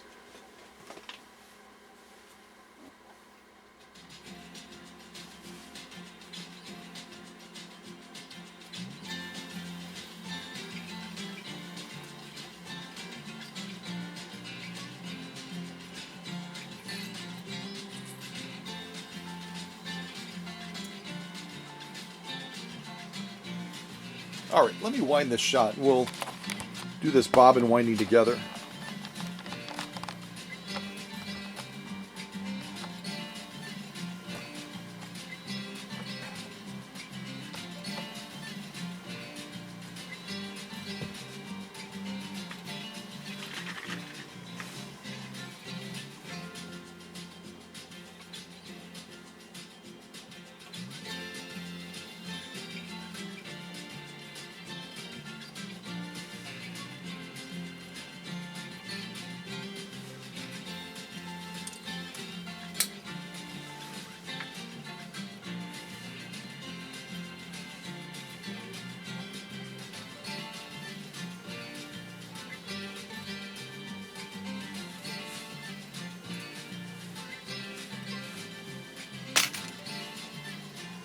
All right, let me come with the tripod real quick, and I'll show you how they set up this bobbin winder. That way, if you get one of these and you're not sure, and books sometimes can be a little bit confusing. So you can see I've got my upholstery thread right here coming off the top. We go through this thread guide right here on the rear of the machine. and we go through this thread guide down here. And again, when you bring the thread down, kind of go underneath the finger around here and then bring it over towards the bobbin. And then we're going to automatically disengage the clutch just by sliding this onto the bobbin winding post. So let me get this back up on the tripod and we will wind a bobbin and then finish off that last sewing we have to do on cam C. Yeah, we'll just go over here because we're going to be inserting this into the machine next. I don't want to bore you by watching bobbin winding. Although it is fairly interesting. I think it was Bill that said he really enjoys watching bobbin winding, so.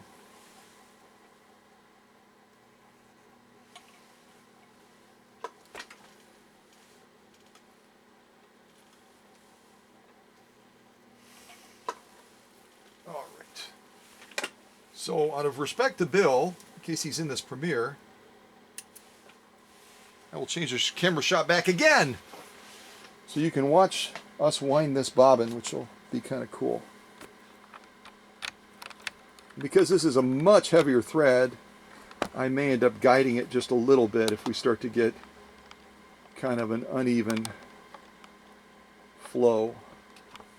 Yeah, right about there.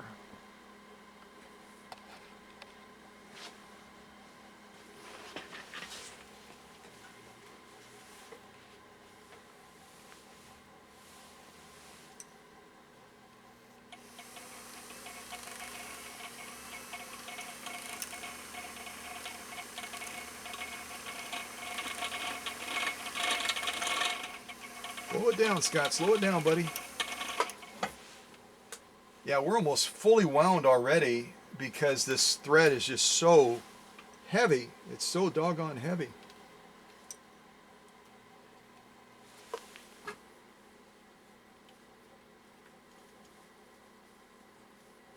Oh, kind of caught behind there a little bit. Hold on a second.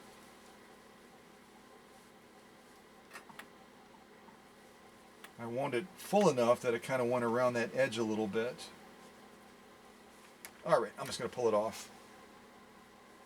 And then I'll pull that other thread back up.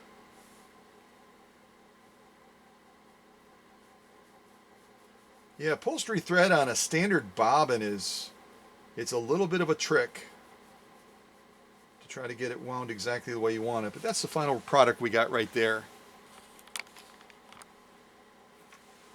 which is spot on. So, okay, let's take that off. Put this extra spool back up there.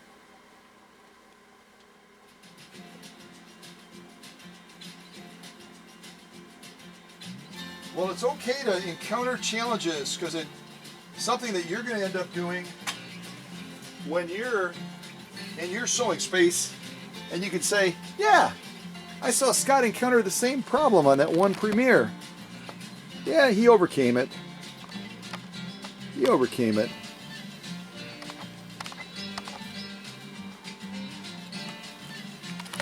Okay, so again, we're going to hold the bobbin case in our left hand, like so. And our thread is going to be coming over the top,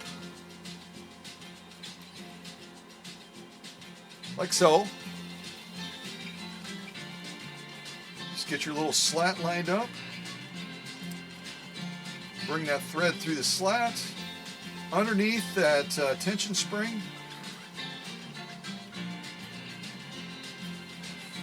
I'm just going to make a slight adjustment on this.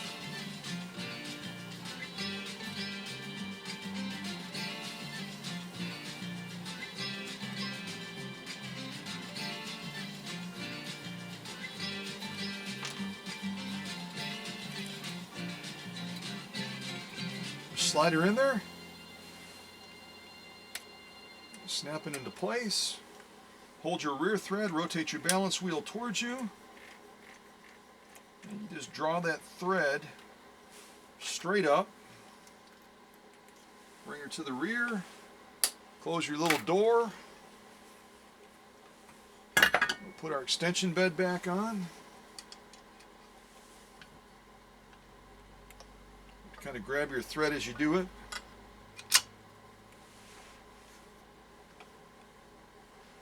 Well, thank you, Your Majesty. Our new king said, well done, Scott, well done.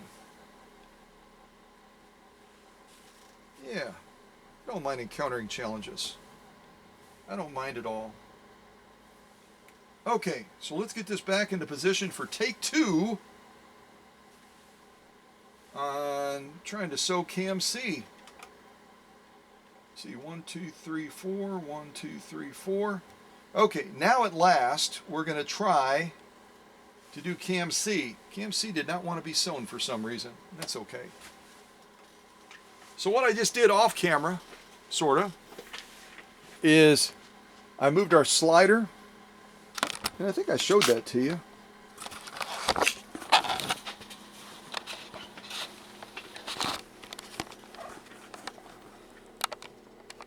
Come out, come out, come out.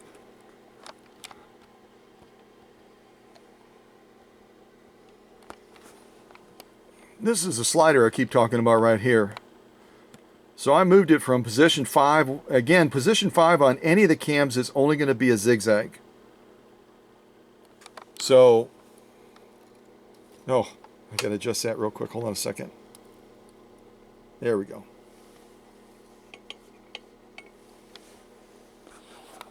It's only going to be a zigzag, so I moved it to position 4. We'll do that stitch off now that we have bobbin thread. Then we'll do position 3, 2, and finally 1. And then at that point, we will have sewn all of the decorative stitches that Roz has at her disposal with cams A, B, and C. Okay?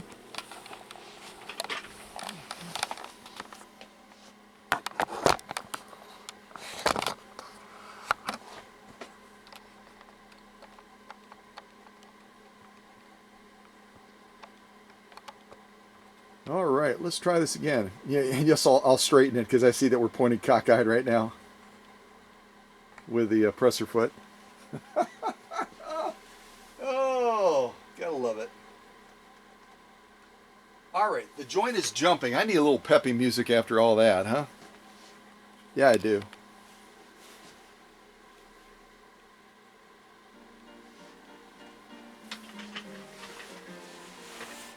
All right, let's try this again.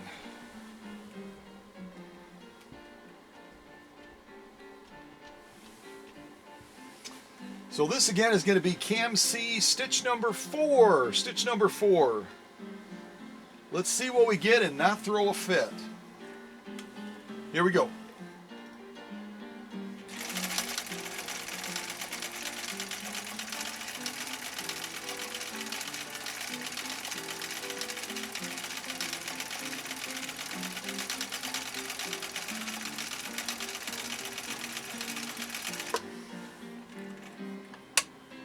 All right, there's our next stitch right there. Kind of our little, gosh, what do they call those? Bugles? They almost look like little bugles, like they sell in the store as a snack. Yeah.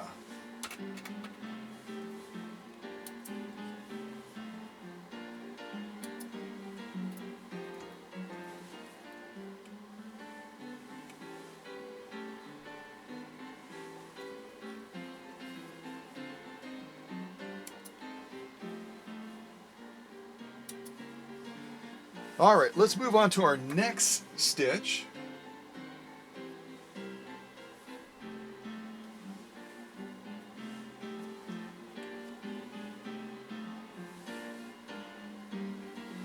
So cam C, we're going to be going to stitch number 3 now. Stitch number 3.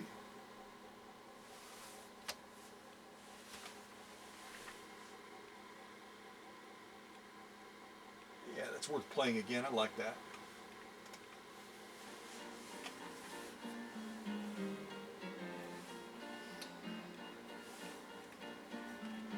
All right, here we go. Stitch number 3 on cam C.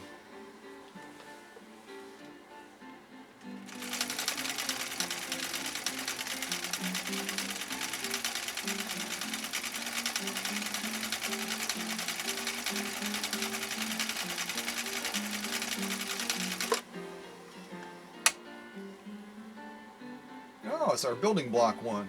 Yeah, we've seen that numerous times. I like that one, don't you? Yeah.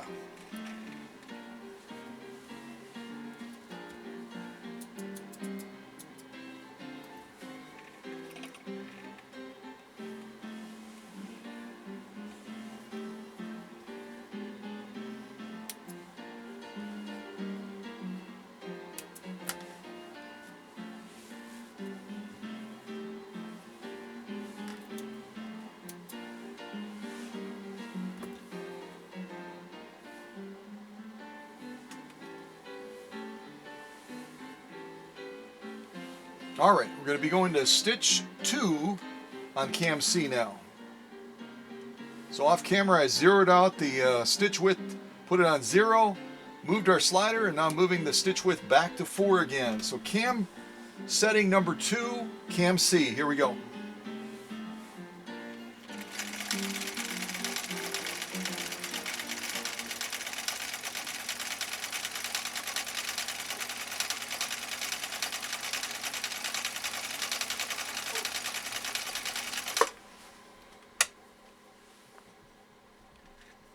Okay, this is like our little shell one. See that shell? Or a scallop? Almost looks like a scallop, doesn't it? Yeah, the one we just sewed. That's a real pretty one. Yeah, I'm glad when I was putting our bobbin back in there, after putting more thread on there, I made a slight tweak up on our bobbin case, because even with kind of adjusting down our upper tension, I still wasn't getting enough poppiness from that top stitch, and now we are. So sometimes it just takes a little tweak to get it in that sweet spot, get it exactly where we want it. Oh yeah, that's a big improvement. Some of the earlier ones look a little frumpy on that top stitch, so we gave that definition back. All right, now we're going to do our final stitch for cam C, which is stitch number 1 on cam C, and we'll see what we think of this one. And then we will have sewn all the stitches on cams A, B, and C. Again, position 5 is always a zigzag, so we kind of bypass that one.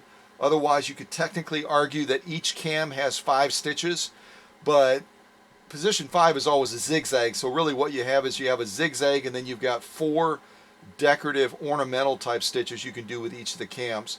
So you really have, as far as a decorative ornamental stitch output, you've got 12 stitch options between cams A, B, and C.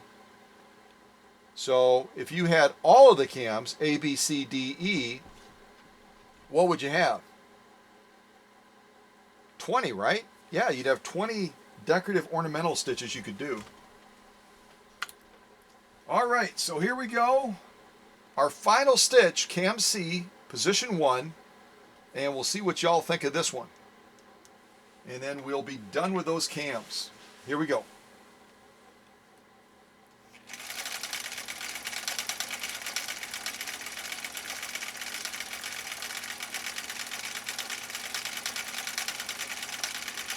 Yeah, I'm getting a little bit of a bunching. Hold on a second. There we go. So we're going to see a little bit of a wonkiness there where I lifted up my presser foot, but this is going to be almost like a reverse of that shell.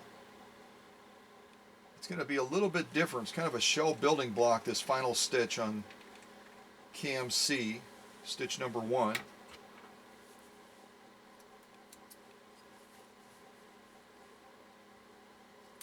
And now we finally get to look at all of these stitches close up.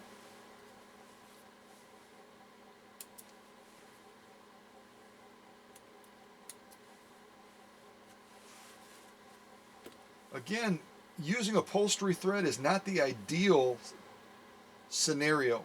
It's not the ideal scenario. Yeah. So we'll look at the top stitch first. I just want to make sure I'm doing this in order. We could do our stitch off holder.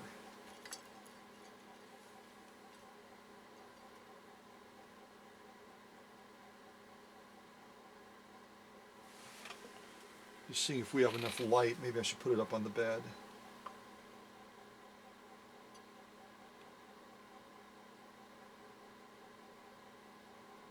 Okay, there we go.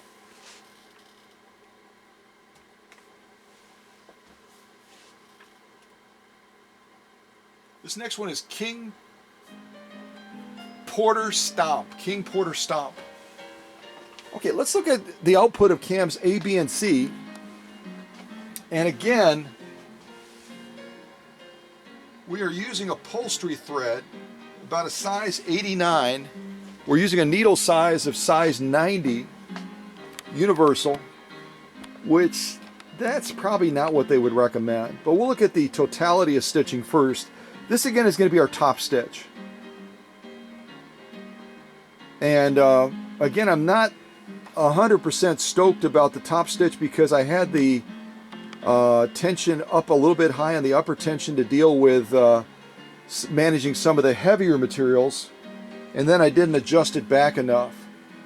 And then I had also taken the bobbin case tension down a little bit lower than I probably should have.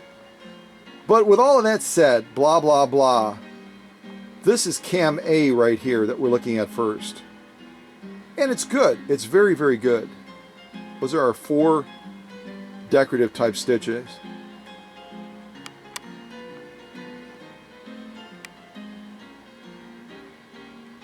Yeah, I'm pleased.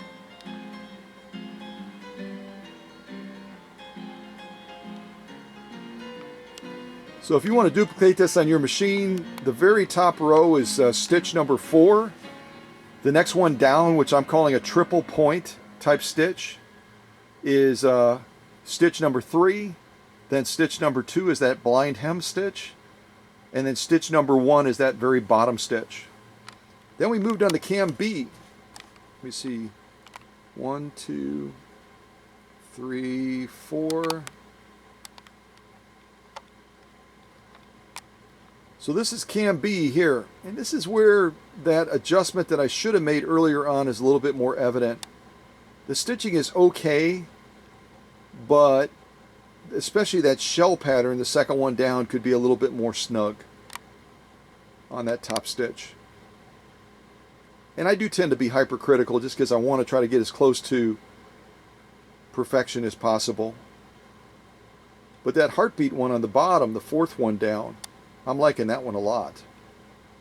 And again, folks, we're talking about incredible definition that we've achieved using upholstery thread and using a size 90 needle. Imagine what it would look like if we used non-upholstery thread and used a smaller needle, size 70 maybe. And that's probably what Roz will do. Matter of fact, Roz told me that she typically always sews with a size 70 needle. So I'm inspiring her to try something new by doing the premiere like this and showing a larger scale needle and a much heavier thread than she probably uses. So that's cam B. Now we're going to move down to cam C. These last 4 stitch rows.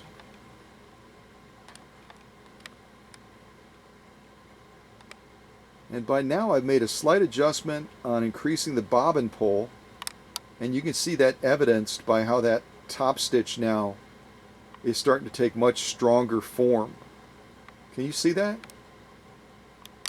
So I was a little bit late to the party, but once I made that slight tweak on that upper tension, lower tension, the bobbin pull, I did make an adjustment on the upper tension, but I actually adjusted it back a little bit so that it was giving more victory to the bobbin case. But that definitely is coming into form nicely now. That's how we want to see it. And to get this level of definition using upholstery thread, size 89, that's really, really quite exceptional. Quite exceptional. I like it. Mikey likes it. Yeah, it used to be a cereal commercial. So the totality of the stitching, our top stitch. Get my hand off the camera. I'm very pleased with that. And because of some of the areas that are a little bit looser than I would want to see them in this middle region here, I won't give it a page 34. but I'm going to give the overall appearance of it near page 34. It's going the direction, especially down in these last 4 rows. It's going the direction that I want to have it. But it just goes to show you nothing has to be a showstopper. If you know what to do with your machine based on the application you have, based on the thread you're using, based on the needle, based on the material selection, you're able to manage things and get it going the direction you want it to go. Plus, if you're using upholstery thread, just remember you're going to run out quicker because it takes up more space on the bobbin. Note to self. Let's flip this around and look at the lock stitch. And again, what we're using here is a cotton blend type base material. And we've got 2 layers of it. They're very thin layers, super thin, with a stiffener in the middle. So it gives us an opportunity to try to define that stitch just a little bit better. And you can see how when I had made that adjustment to give more victory to that upper tension, it really does make that lock stitch even more pronounced, a little bit over pronounced in relation to what that top stitch looked like. But again, I tend to be hypercritical of my work. I want it to be near perfect, and it's very, very good. But it's got opportunity to get better. This next one is called Ratatouille's Kitchen or something like that. All right, so let's get in closer now and look at those first stitches that we did.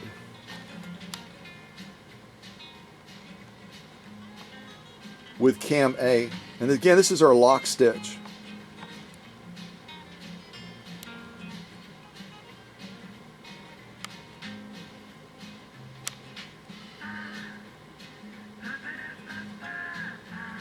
Ooh, French.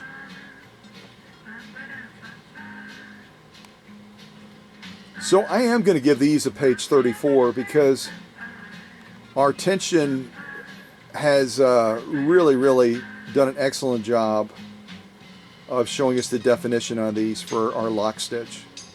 And this is a much harder thing to achieve. So because of the difficulty factor, the choice of thread that I'm using, which is crazy for this type of sewing, this is going to be a page 34. And all we would have to do is either increase that bobbin pull a little bit as I had done eventually, or decrease that upper tension even more.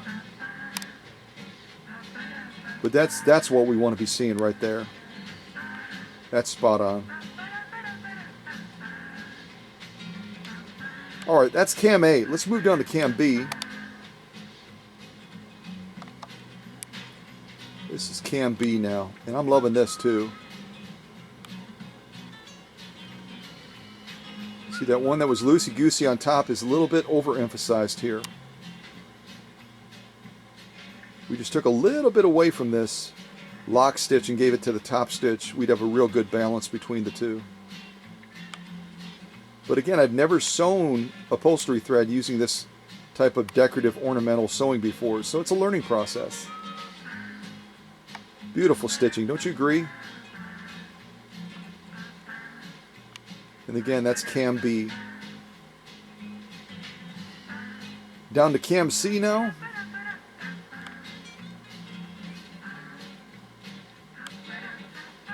Spectacular. Absolutely spectacular. Again, I'm going to give the lock stitch a page 34.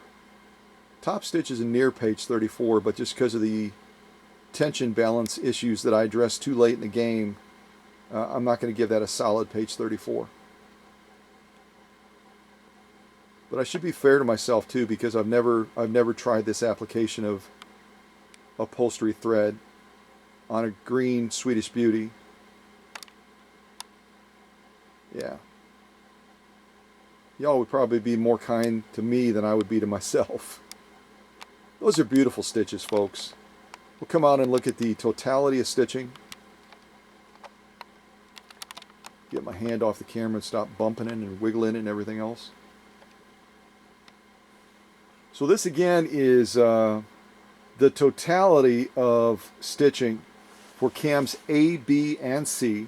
We're looking at the lock stitch right now, which the lock stitch is the more difficult stitch to achieve, and this Swedish Beauty Roz's Type 21E from 1962, it just nailed it. It's spectacular. Again, to get this level of definition, this level of artsiness, as I believe a number of folks said when they look at these decorative stitches, they said it's art. Well, this lock stitch just evidences that beautifully, how lovely this machine is sewing. And to achieve this on the lock stitch again is huge. Let me turn it around and we'll just look at that top stitch one more time so I can be fair to myself. Again, I've kind of learning this because I haven't done this specific application before, using a Swedish Beauty to sew with size 89 upholstery thread with a size 90 needle. Okay, I'm going to be more fair to myself. I'm going to give that a page 34 as well. Again, it could be a more perfect page 34, but since I'm doing this for the first time, page 34. Yep, that's what we're going to give it. So I'll throw this to the back as a definite success, but if you've ever wondered what cams A, B, and C look like, there they are. Those are all the decorative ornamental stitches on cams A, B, and C. The only cam stitches we didn't sew was the zigzag on each of the cams, and we obviously didn't sew with cam D or E, which I'll do at some point. That'll be fun. So I'll throw this to the back, and all of these stitch offs will go out to Michigan to Roz so that she's able to, look at them, hold them in her own hand. I love to do that for a customer so that they can just really appreciate the beauty that they saw on camera. Hardly does justice to the beauty that they see when they're holding it in their own hand and looking at it close up. Truly, it's a lot of fun to do that, and that's the privilege of being an owner, and that's the privilege of those who take the time and make the investment to send the machine to the workshop, as Roz has done on numerous occasions.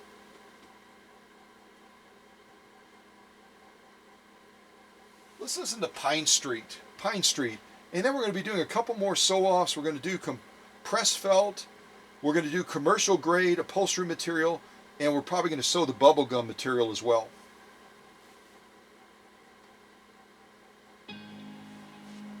And speaking of bubble gum, I don't know if any of you have an addiction to certain types of gum. If there's certain gum that you just love, but this is my go-to gum right here. And it's probably because of my boyhood. Growing up with Double Bubble. Oh yeah, sometimes you just got to have a little double bubble. You know what I mean? There you go. Oh yeah, I could never have one either. I always have to have at least two. But I've gotten better than I used to do when I was a kid. If I had a pack of gum, I would put the whole pack of gum in my mouth at one time. Yep. And I'm not going to apologize for that, because that's one of the fondest memories of my childhood. Did anyone else, as they were a kid, or maybe even now as an adult, do you ever pop like multiple pieces of gum into your mouth at the same time?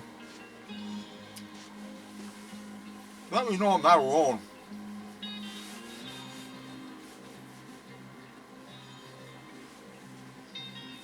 Remember, you're among friends. You can confess it here. No one's gonna judge you.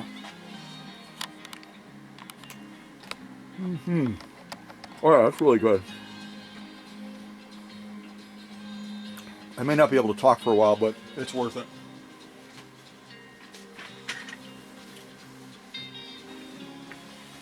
Oh, that's so good.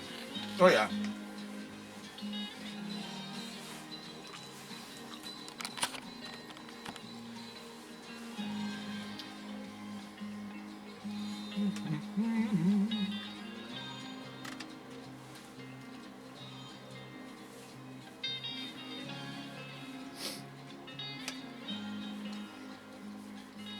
All right, off camera, I'm enjoying my gum a lot, by the way. Off camera, I'm adjusting our stitch length back to 4. We were all the way down by 0.5 for our decorative sewing. And I took our stitch width over to 0 because we're going to be doing a straight stitch on this upholstery material. This is commercial grade upholstery material, designed with a whole idea of durability, designed with a whole idea of high traffic areas. And it's designed to stand up to that. So right away it tells you, if it's designed to stand up to high traffic and durability, the piercing threshold is going to be way, way, way up there for this material. So 2 layers would be enough. Because again, I'm not trying to show the max of this Type 21E with a 1.5 amp motor.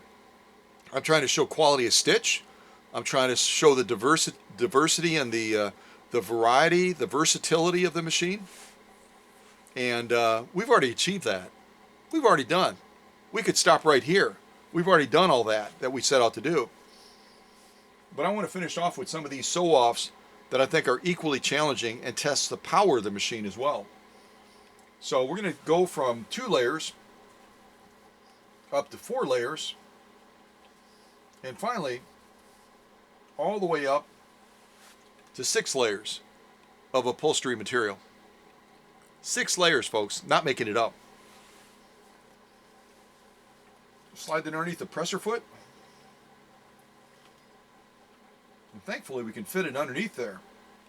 If we had difficulty fitting it underneath there, there's really not much of a hyperextension to speak of, really none on this Type 21E. But we could always cheat, and we could always look at releasing the presser foot pressure and forcing that presser foot bar up with the pressure off.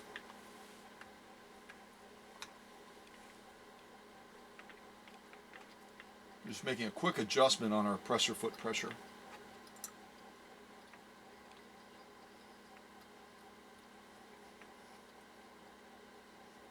Because this is commercial grade stuff, and it's going to be a little bit heavier than standard. So let me bear with me for a second here as I tweak this up a little bit.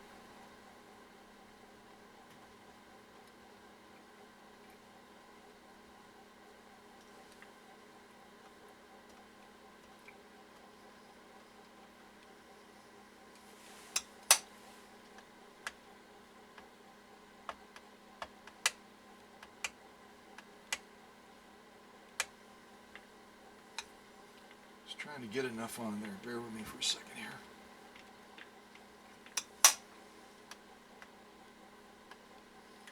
All right, I'm gonna give that a try. That should be enough presser foot pressure.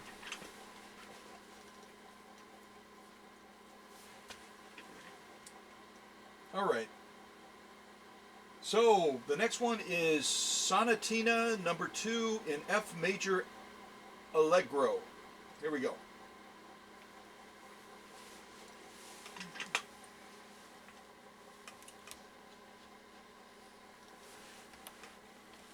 Again, we're talking 6 layers.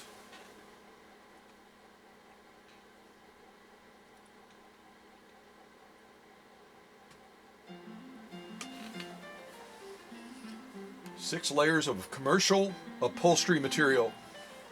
And hopefully I've gotten that presser foot pressure in the best position to manage material of this intensity and of this thickness. You can see it from the side right there.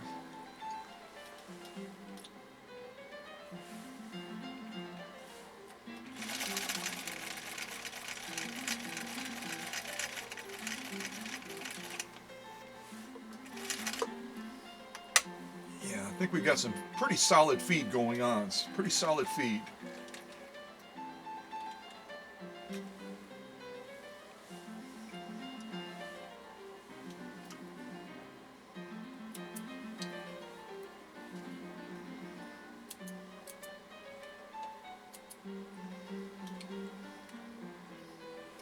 So with some of the pieces that I played during this premiere today, any of you that were saying Is he ever going to stop playing the hippie music and put on some classy music? I mean, it's a Swedish Beauty, for goodness sakes. There you go. This Sonata is my answer to your complaint.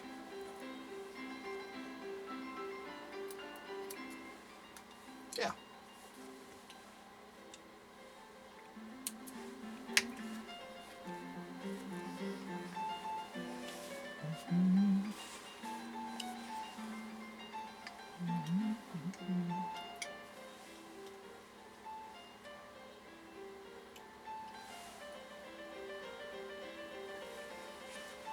All right, now we're going to lay down a zigzag.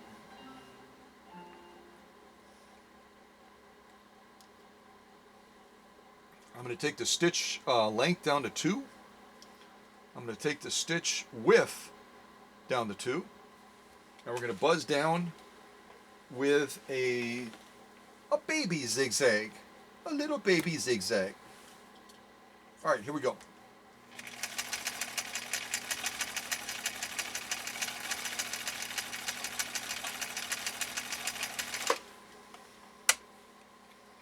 Yeah, that's a baby zigzag.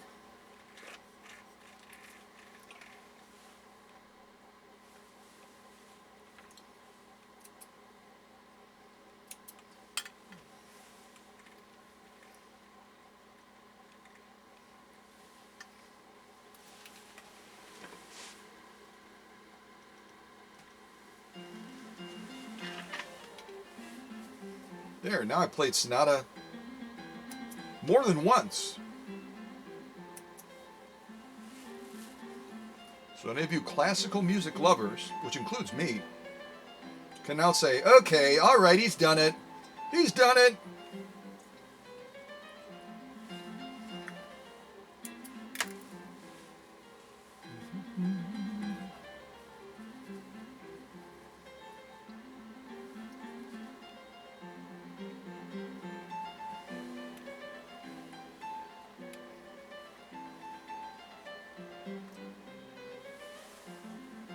All right, now we're going to try even a wider zigzag. We'll see what we get. So I'm moving stitch length to 3.5, and I'm moving stitch width to 3.5. All right, here we go.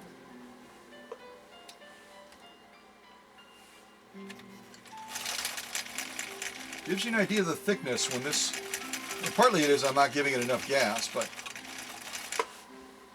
that gives you an idea of the intensity of this material when it can stop a 1.5 amp motor just momentarily. Like, hey, what do you think you're going to do, buddy?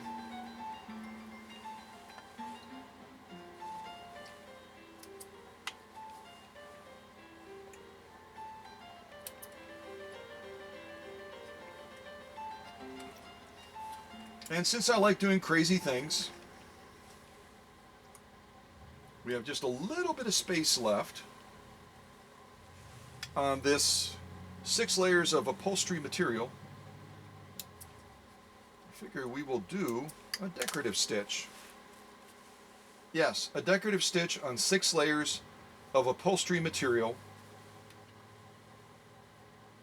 using upholstery thread and a size 90 Schmetz universal needle. Yeah.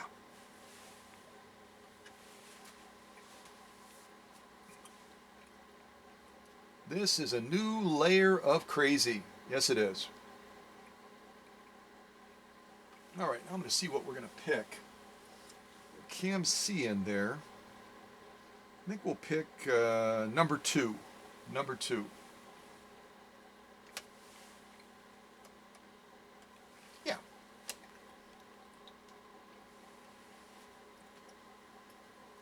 All right, no music. Our final stitch on this upholstery material is going to be from Cam C, stitch number 2, which is going to be similar to, let me see if I got it right.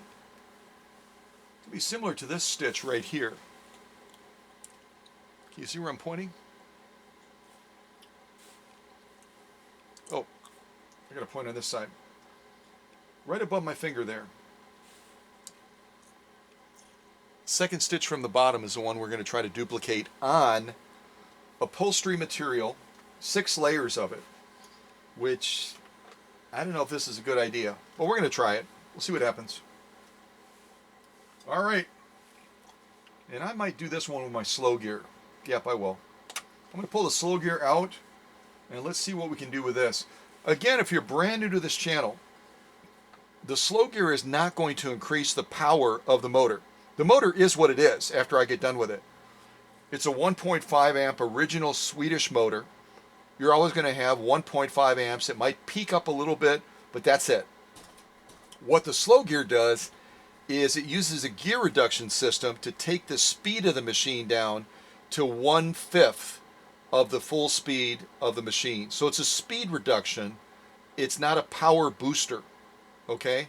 I just want to be real clear about that, because there's a lot of misinformation out there in those Facebook groups and elsewhere on the internet where people are saying, hey, don't you love that power boost that you get from the slow gear? You don't. You have the same amount of power. It just ratchets down the speed to 1/5 of the full speed that the machine would normally run at. Okay? All right. I said enough.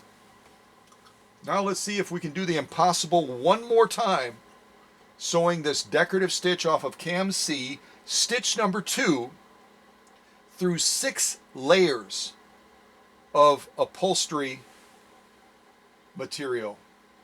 Again, I don't know if this is a good idea, but it sure is fun. Yes, it is. Here we go.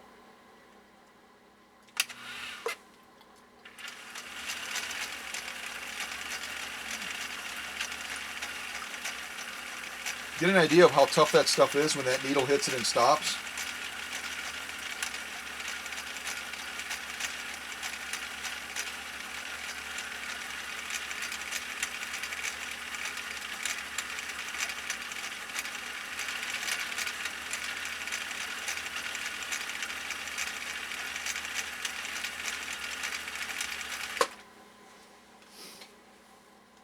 Alrighty then.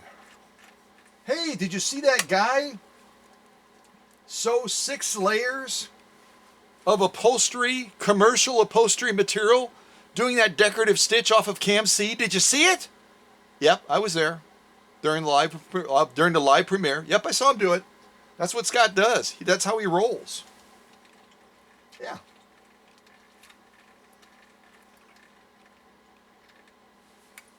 That's how he rolls. And you know what? Out of any of the sew-offs, this probably makes the most sense. Because after all, this is commercial grade upholstery material with upholstery thread. Yeah. Nothing weird about this.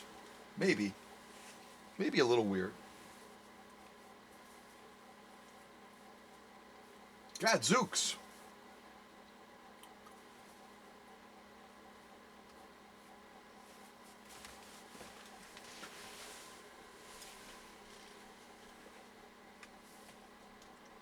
Yeah, if I were sewing a ton of this stuff, I probably would bump up that upper tension a little bit more. I'd want to get a little bit more punch out of this lock stitch. Just a little bit more. All right, no more Sonata number 2 in F major Allegro. Now we're going to do 2 sides. 2 sides. Yeah, 2 sides.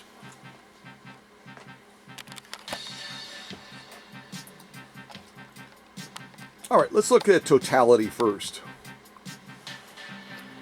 So this again is showing a variety of different stitch options that this machine can put out. Top stitch, or the top row of stitching, is a straight stitch.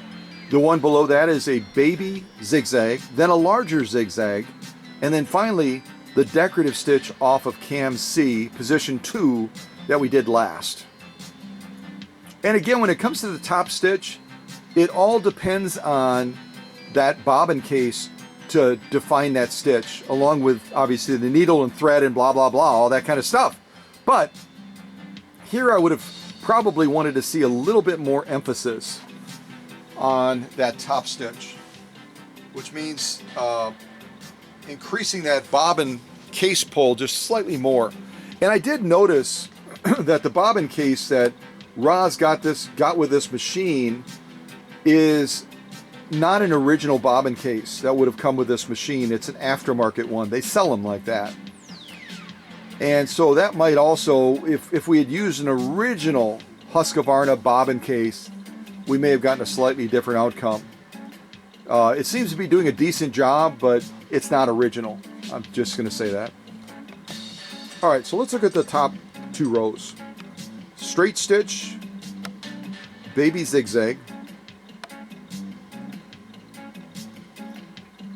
Again, this is through 6 layers of commercial upholstery material.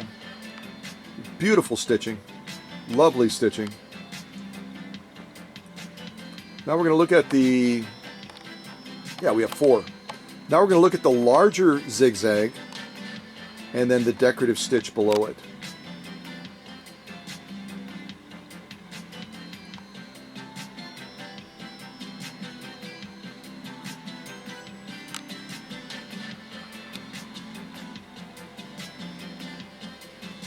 Very nice stitching, but again, I would give a little bit more pull to that bobbin case to define these even more. All 4. Let's look at all 4. Top stitch, baby zigzag, bigger zigzag, and then decorative stitch. 6 layers of commercial upholstery material. Totality, which we've already done. Let's turn it over and look at that lock stitch, which I think is going to be a little bit overemphasized. It's going to look really, really nice, but it's going to have a little bit too much poppiness. And part of that pop should have been given back to that top stitch. Part of that pop should have been given back to the top stitch.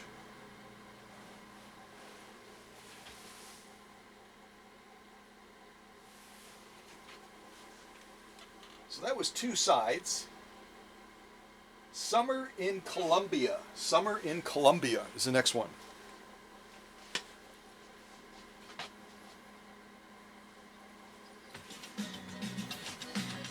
Summer was delayed there for a second.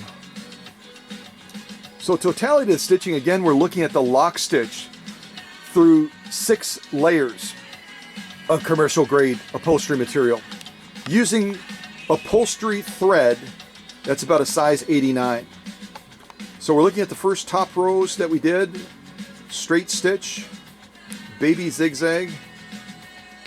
And you see how we're getting a real nice clarity on that straight stitch. But if you look at it closely, we're getting a little bit too much clarity. In other words, it's actually shortened the stitch just minutely because it's pulling up too hard, which means we should have backed off that upper tension a little bit or increase that bobbin pull a little bit to reduce the poppiness of this and give some of that poppiness back to the top stitches. But this is closer to what we want to be seeing.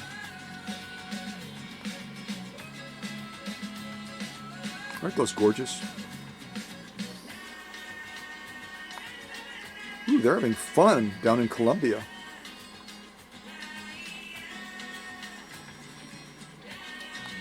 I gotta turn this up. Hold on.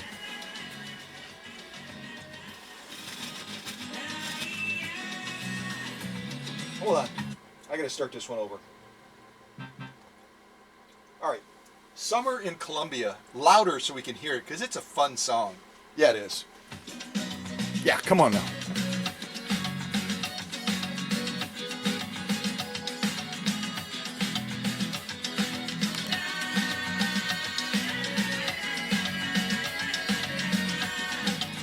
So a beautiful straight stitch, beautiful baby zigzag, a little bit overemphasized.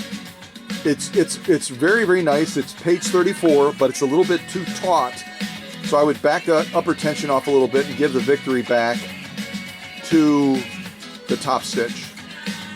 Here's our bigger size zigzag, our full size, and our decorative stitch off of cam C.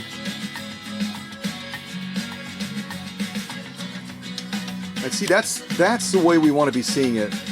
That's a good balance, but I would just give a little bit away to tighten up that top stitch a little bit on these stitches. Beautiful stitching. All right, totality of the stitching again. Again, this is our lock stitch, which I've said it about 10 billion times, is going to be the more difficult stitch to achieve. But not when you have Colombian music like this. It's easy. It's like a walk in the park. Yeah.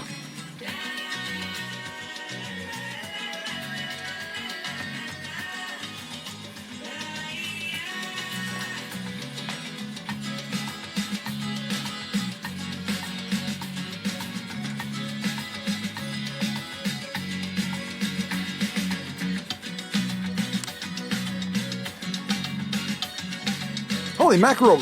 Your Majesty, you're losing the Oreos! No more dancing, sir! No more dancing!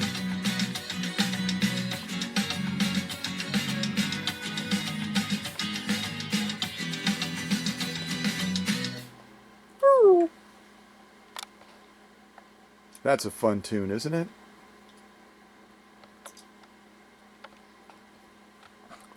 So that is the totality of stitching. A little bit closer up now. So I'm really impressed. I gotta get rid of my double bubble gum and snag one of these cookies so that the king doesn't hurt himself with it.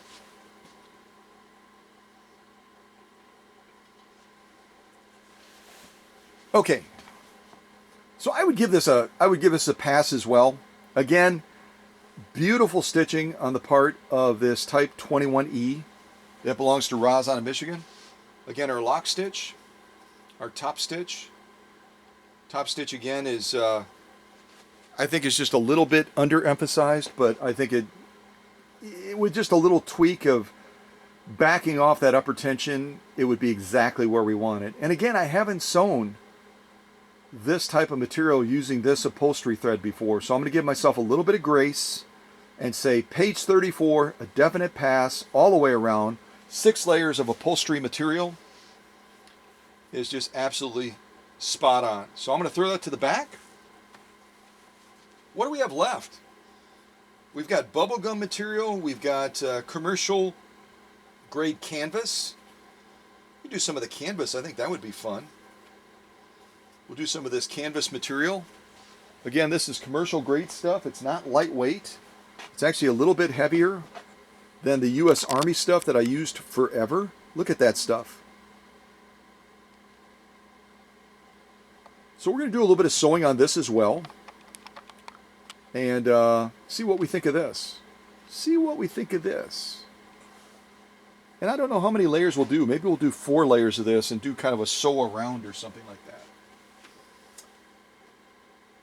Well, I can listen to that song again. Couldn't you? Summer in Columbia? What a great song. But this next one is called Communicator. And when you hear the word communicator, if you're like me from about the same age bracket in general, or if you're old enough to remember President Reagan, he was called the Great Communicator. So this next one is called Communicator. And since I think Ronald Reagan was a great president, did a lot of good things. He really did, had a good heart. I'm going to play this next one in his honor, called The Communicator. And I don't know if you remember, or if you're old enough to remember. If you're not old enough to remember, you could always look it up on YouTube or something like that, or whatever. But when he was shot, he was leaving a building, and there was a gentleman out there that fired several shots. It hit the president just underneath his arm, and he had to be hospitalized, obviously, with a gunshot wound. And a lot of people were fearful that it would be a Kennedy situation where we would lose another president to a horrible assassination attempt like that. But he was such a kind-hearted man that apparently when he was in the hospital room, and there's Secret Service nearby, but they're not always right in the room next to him, he apparently spilled some water. He was trying to take a water glass off of the tray. He ended up spilling some water. And I think they had some sort of a bed alarm or something like that, or maybe they saw him on the monitors. I have no idea. But they rushed back into the room because all of a sudden they couldn't see the president in the bed. And what Ronald Reagan had done is he had climbed out of the bed, probably shouldn't have after just being shot, but he was down on his hands and knees trying to wipe up the water that he spilled on the floor. The President of the United States. And when they all of a sudden rushed into the room, Secret Service, staff, everyone else, where's the President? And they found him down on his hands and knees. He said, I didn't want the nurse to get into trouble. Yeah. So this next one is in honor of the servant leader, Ronald Reagan.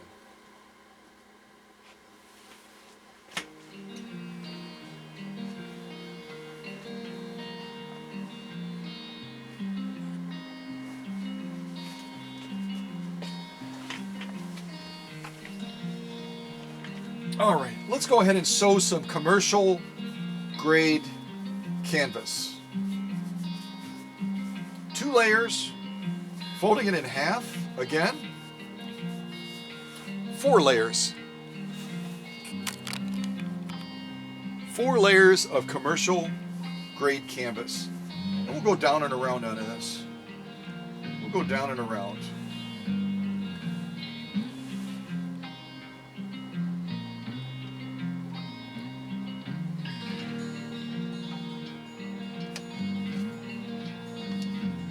We're going to do a straight stitch.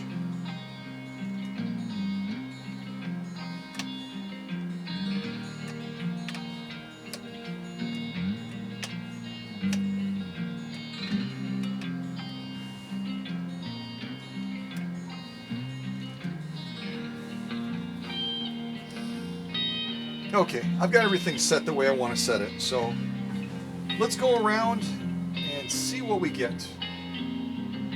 Here we go.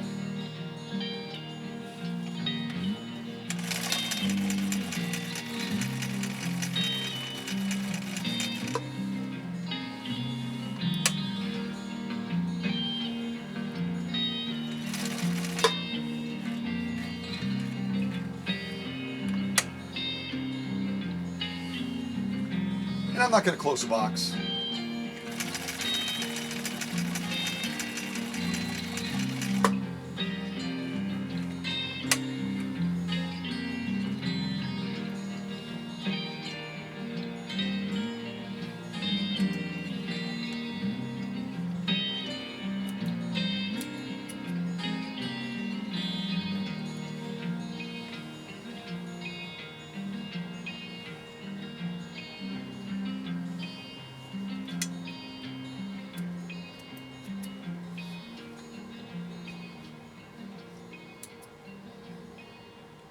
That was a nice piece, kind of a soft guitar piece, and it really kind of, it was fitting for President Reagan, wouldn't you agree? Yeah. Yeah, that was a fitting piece for the president.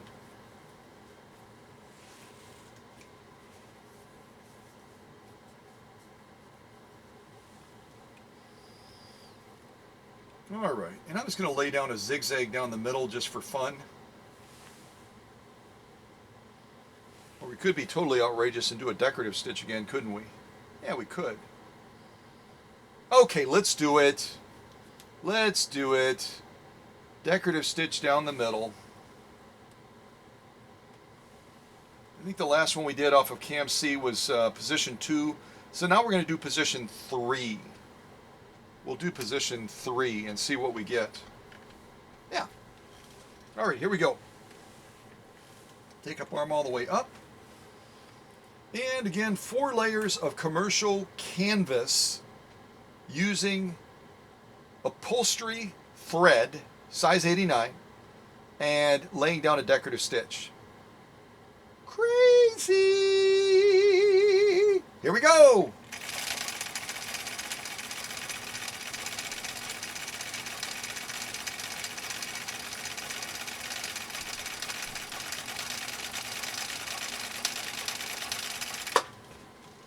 Oh yeah, that's pretty. I'm glad we did that. Aren't you? Yeah, that looks spot on. That looks spot on.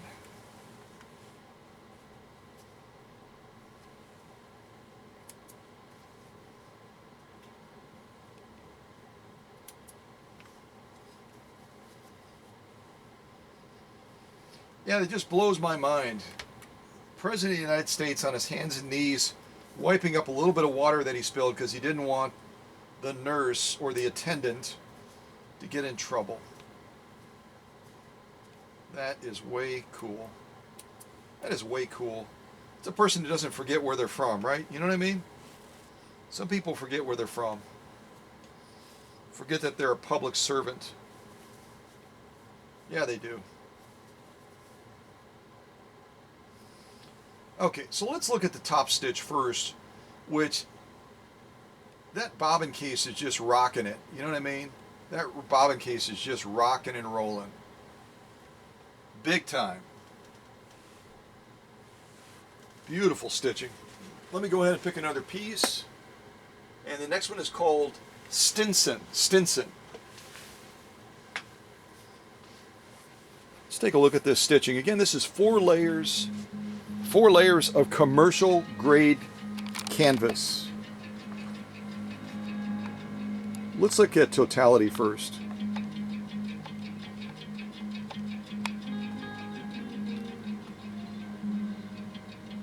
So I had backed off the upper tension because I wanted to get a little bit of a balance here with this canvas. I'd done that off camera.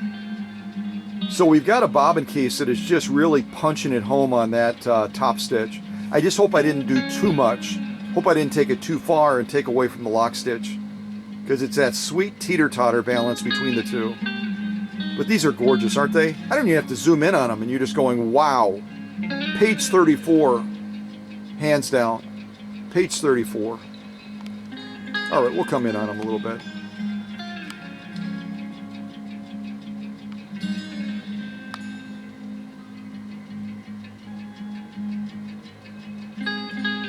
And again, folks, this is commercial grade canvas.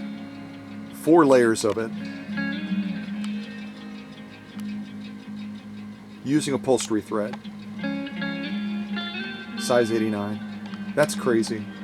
That's absolutely kooky crazy. That is absolutely drop dead gorgeous stitching. This machine has done phenomenal the entire premiere. Even with my missed beats of, oh yeah, I need more bobbin thread. Hello? But look at what it laid down here. 4 layers of commercial grade canvas. That is page 34, first edition. Let's turn it over and see how we did it in lock stitch. Again, I hope I didn't over adjust with the tension, because again, we're doing a very diverse field of stitching here and materials using a very, very heavy thread. It's tricky stuff, folks. If you've never tried it, so you can appreciate how tricky it is, you got to try it. Yeah, I did overemphasize a little bit. We're still going to have a decent looking lock stitch, but I gave too much victory to the bobbin case. I gave too much victory. Yep, I did.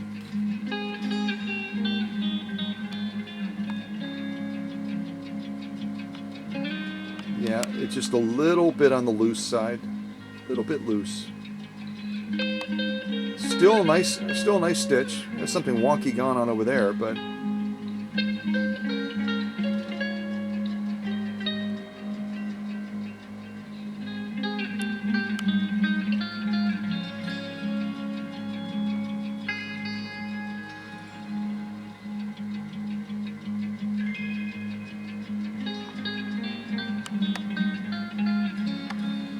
so yeah, sometimes you can overcompensate. See, that bottom row looks pretty good, but the balance overall is a little bit too much of a victory to that bobbin case. So this is a near page 34, but I'm not going to give it a solid 34. Still a very good looking stitch, but taking a little bit away from this would have given us a better balance on the bottom. And that again is the process of learning something new. I haven't used this upholstery material in this application before. I'm trying it for the first time on a live premiere. Crazy! It's a learning process. So all we have to do is take a little bit away from the bobbin case, pull. We'll still have a nice poppy top stitch like you're seeing right now. This is overly poppy. We'll give that back to the lock stitch on the bottom, and we'll have that sweet balance. But this is a definite pass. 4 layers of commercial canvas, commercial grade canvas. Throw that to the back. So that last one was called Stinson. And this next one is called, this is an interesting title, it's called Play-Doh Meets Dora. Play-Doh meets Dora. Yeah. Play-Doh meets Dora.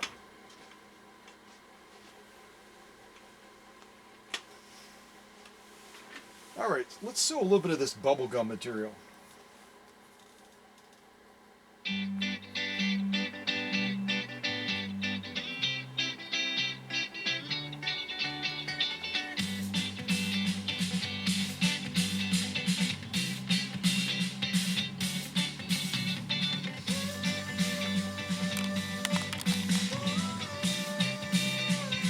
Okay, again, this is Play-Doh meeting Dora, so that's all I can tell you.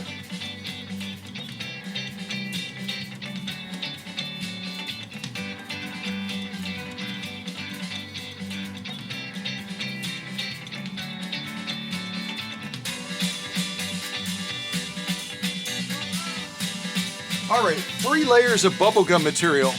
And if you're wondering why am I calling it bubblegum material,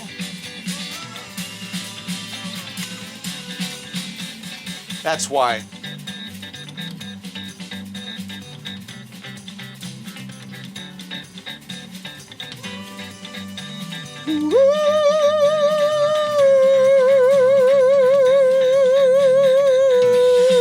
Yeah. Play-Doh is meeting Dora right now on this channel. It's happening. Yeah, it is.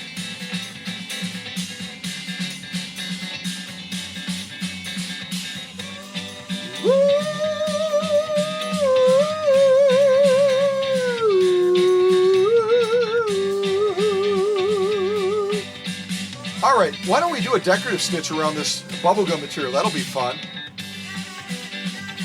La la la la la la la la. La la la la la la. I'm just gonna see which one I'm gonna pick.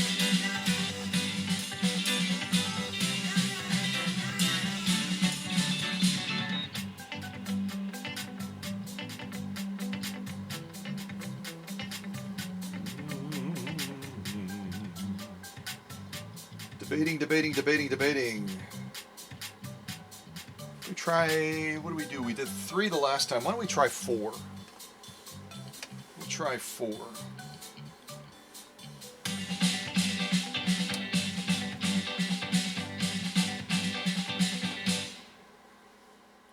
Perfect timing. Okay, so what we're going to do now is, off of Cam C, we're going to do decorative stitch number 4 on 3 layers of bubblegum material. All right, let's see what happens. This should be terrifying. Interesting. Yes. And we might as well have Dora singing one more time. I'll just turn her back a little bit. Let's do this with our slow gear. Here we go.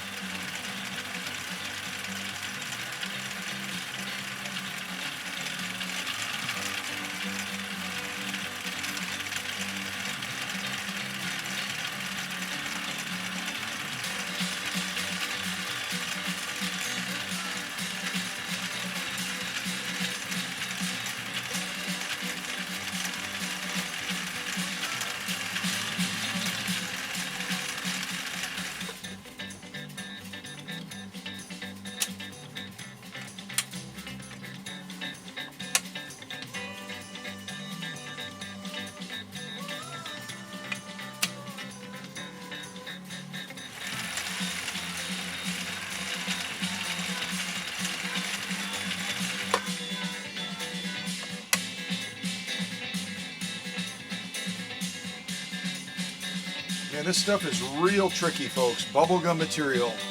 Here we go.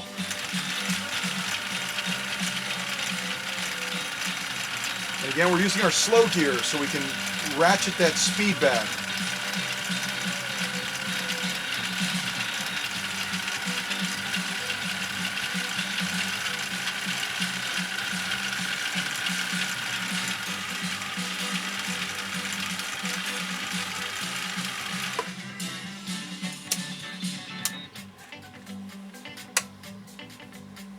Cool. Very cool.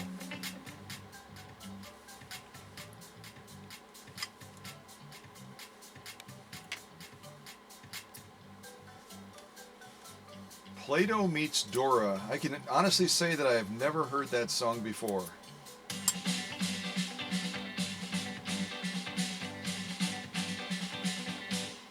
Yeah, perfect timing. Perfect timing. Just finished it. Yeah, we did.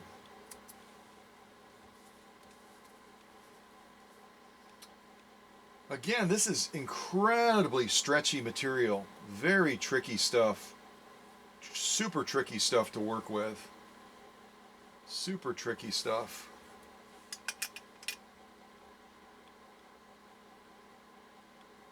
And I can see that I probably could have shortened that stitch a little bit longer, but my thought was upholstery material, rubbery material,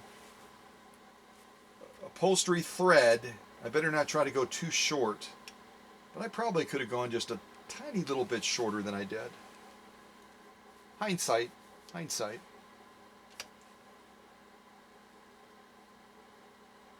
Okay, let's take a look at this. 3 layers of bubblegum material using a size 90 Schmetz Universal and using size 89 upholstery thread. Yeah, other than a shorter stitch length to tighten it up a little bit, I'm liking it. Let's look at it right from here.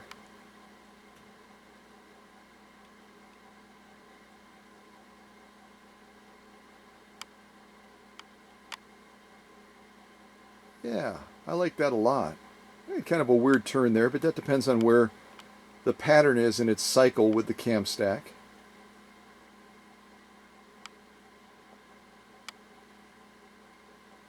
Very nice, very, very nice. Okay, so that's our top stitch. 3 layers of bubblegum material. Let's turn it over and look at the lock stitch.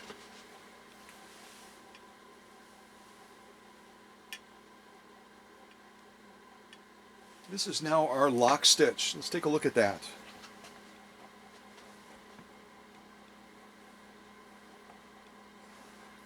Yeah, I like that. I like that a lot. Very nice. Let's look at the top row first. We'll kind of tighten it up a little bit.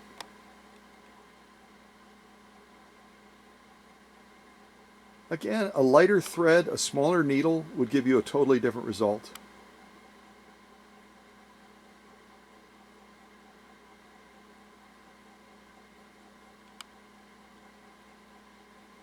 I'm going to give that a page 34.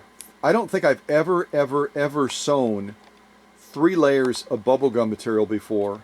Certainly not using size 89 upholstery thread. Certainly not with this level of difficulty. This is a new level of crazy. So I'm very pleased. Very, very pleased. This is really a good outcome for 3 layers of bubblegum material. It's kind of inspired me now to try it on some of the other machines coming up as well. Again, if you look at it from the side, that's anything but an easy sew off. That's incredibly difficult. Again, the stretch factor of this stuff and the fact that we're going through 3 layers of it, using a real heavy thread and getting an outcome like this, that's fabulous. That's fabulous. I'm going to throw that to the rear as a definite pass. And we will move on to our final sew-offs. We are about at the finish line.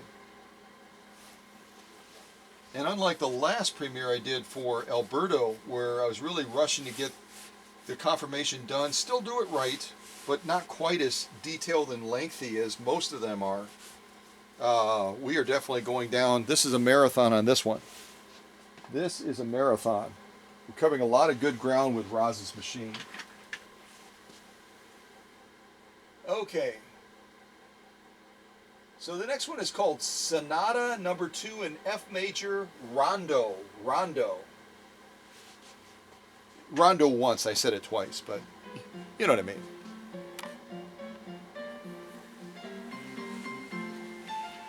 Why don't we do a little bit of vegan leather? Should we? Yeah, let's do vegan leather.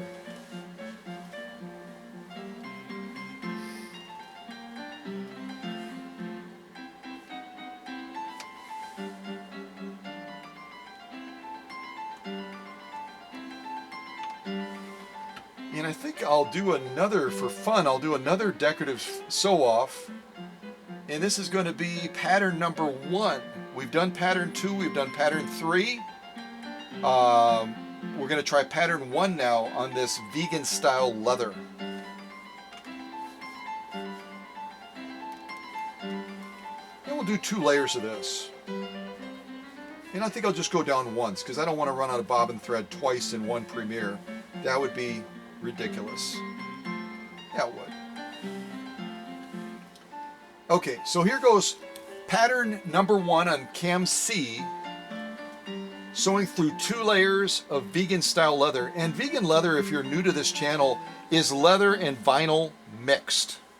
So you already know what vinyl does to stitching and what it does to needles. It inherently distorts stitching and needles.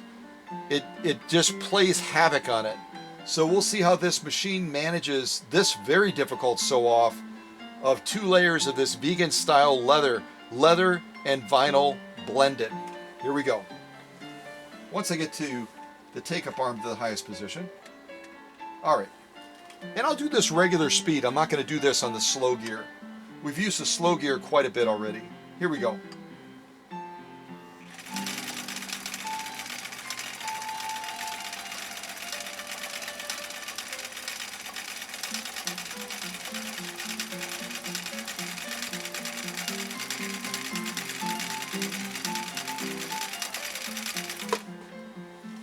And I ended in the up position. Thank you. Thank you.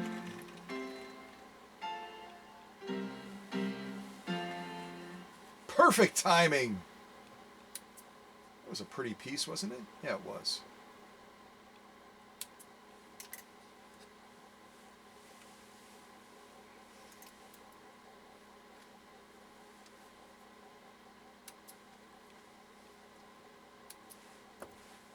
I really do like the depth and the dimension that upholstery thread gives to a sew-off.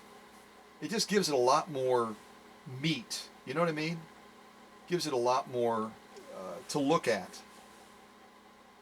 But it also has its unique challenges too. Okay, so here is our sew-off. Again, we sewed off pattern number 1 on cam C. And this is our top stitch. I'm going to play that one more time. I thought that was pretty. Let's see how this machine did. Again, a lot of needle swing and through a material that is comprised of leather and vinyl. So as soon as you incorporate needle swing into a material like this, it raises the difficulty level way, way, way up. And yet look at what it delivered. Absolute perfection. We'll come in a little bit closer.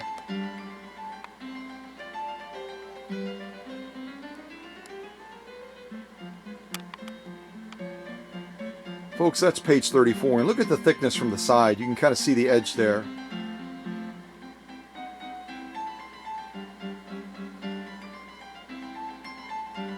Gorgeous. Absolutely gorgeous. I love it. I love that. All right, let's turn it around and look at the lock stitch.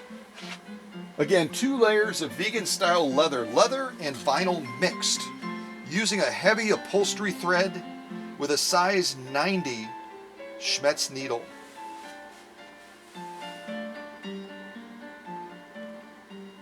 And now we're looking at the lock stitch, the more difficult of the 2 stitches to accomplish. Folks, it doesn't get any better than that. It doesn't get any better than that. That's absolutely spot on. Absolutely spot on. Let's get a little bit closer.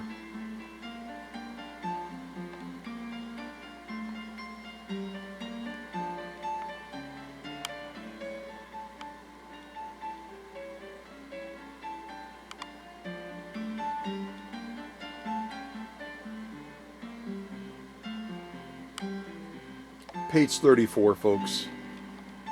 Absolutely page 34. One of the more difficult materials to sew with, hands down. Well, Your Majesties, I think we're going to call it the end of the premiere now. So I'm going to ring the bell.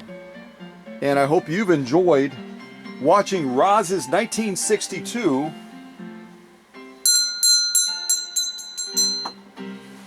Husqvarna Viking Type 21E. All right, stay tuned for other premieres where we're going to continue to do crazy, amazing things with machines like this. But first of all, real quick, I'll recap what we just sewed. Let me see if there's another Sonata like that. I really like that. Yeah, there isn't. Let's do Denver Avenue. My friend Dusty is from the Denver, Colorado area, so this will be in Dusty's honor. Oh, you know what I forgot to do? Hold on a second.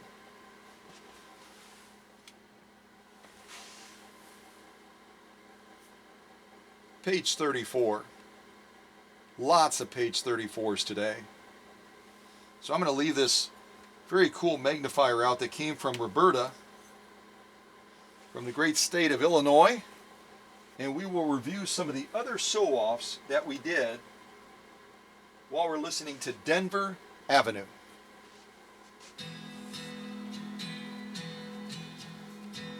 Let's take a look at our sew-off sandwich. I suppose it's no wonder we ran out of bobbin thread when we look at what we sewed.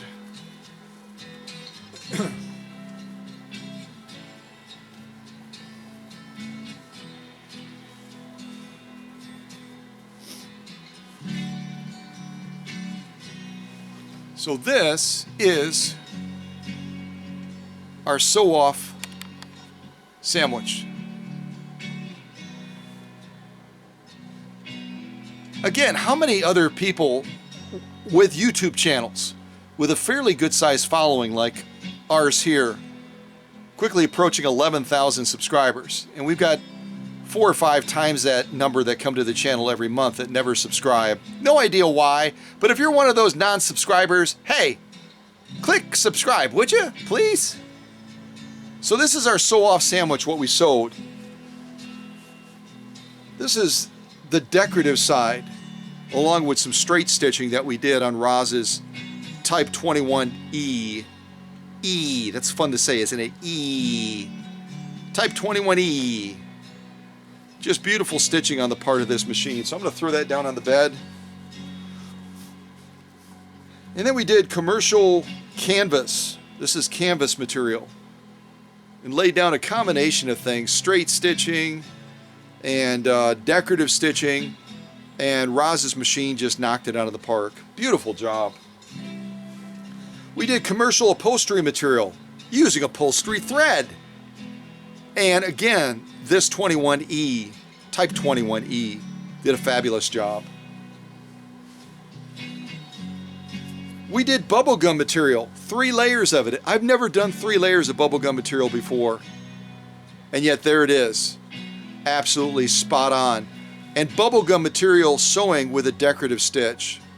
That is not easy, folks. Not easy at all. And we have this genuine elk hide. 2 layers of it. Look at that from the side.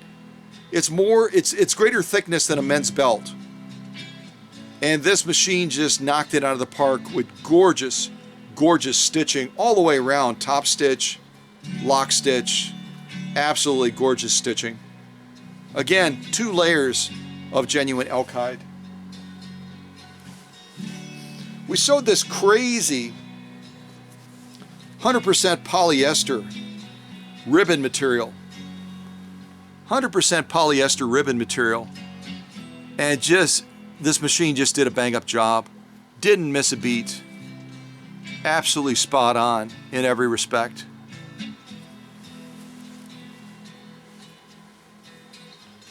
And then we did this acrylic fiber, a combination of straight stitching, baby zigzags, and decorative stitching as well. And Roz's machine, it was like, what's the big deal? It just did it. It just did it.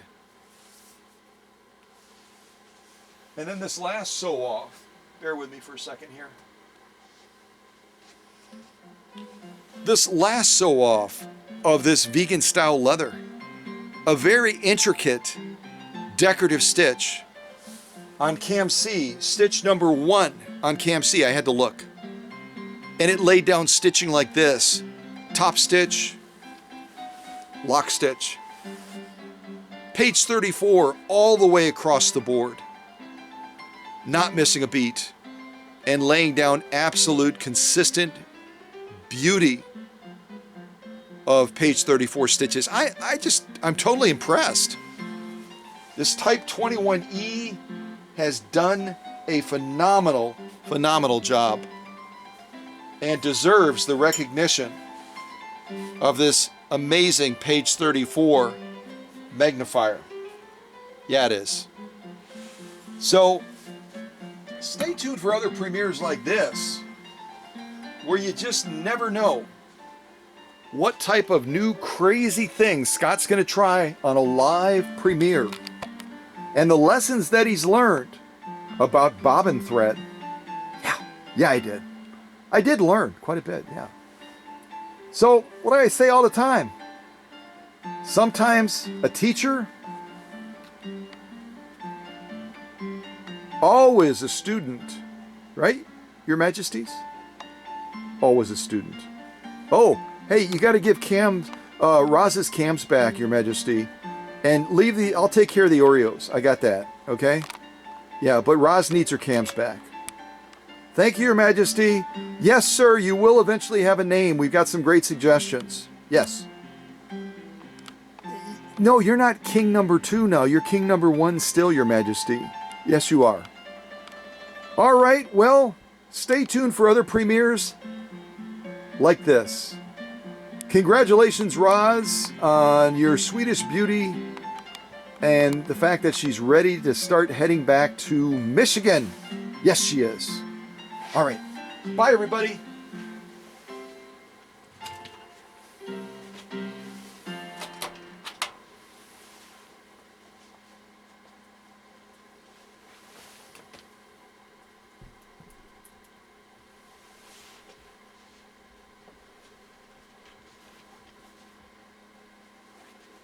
Light off. All right. Bye, everybody. I was a little bit slow, but hey, what can you do? Okay. All right. Bye. Remember to subscribe. Don't forget to subscribe. Okay? Yes, I'm going to eat the Oreos now. Yes. Okay. Bye. God bless.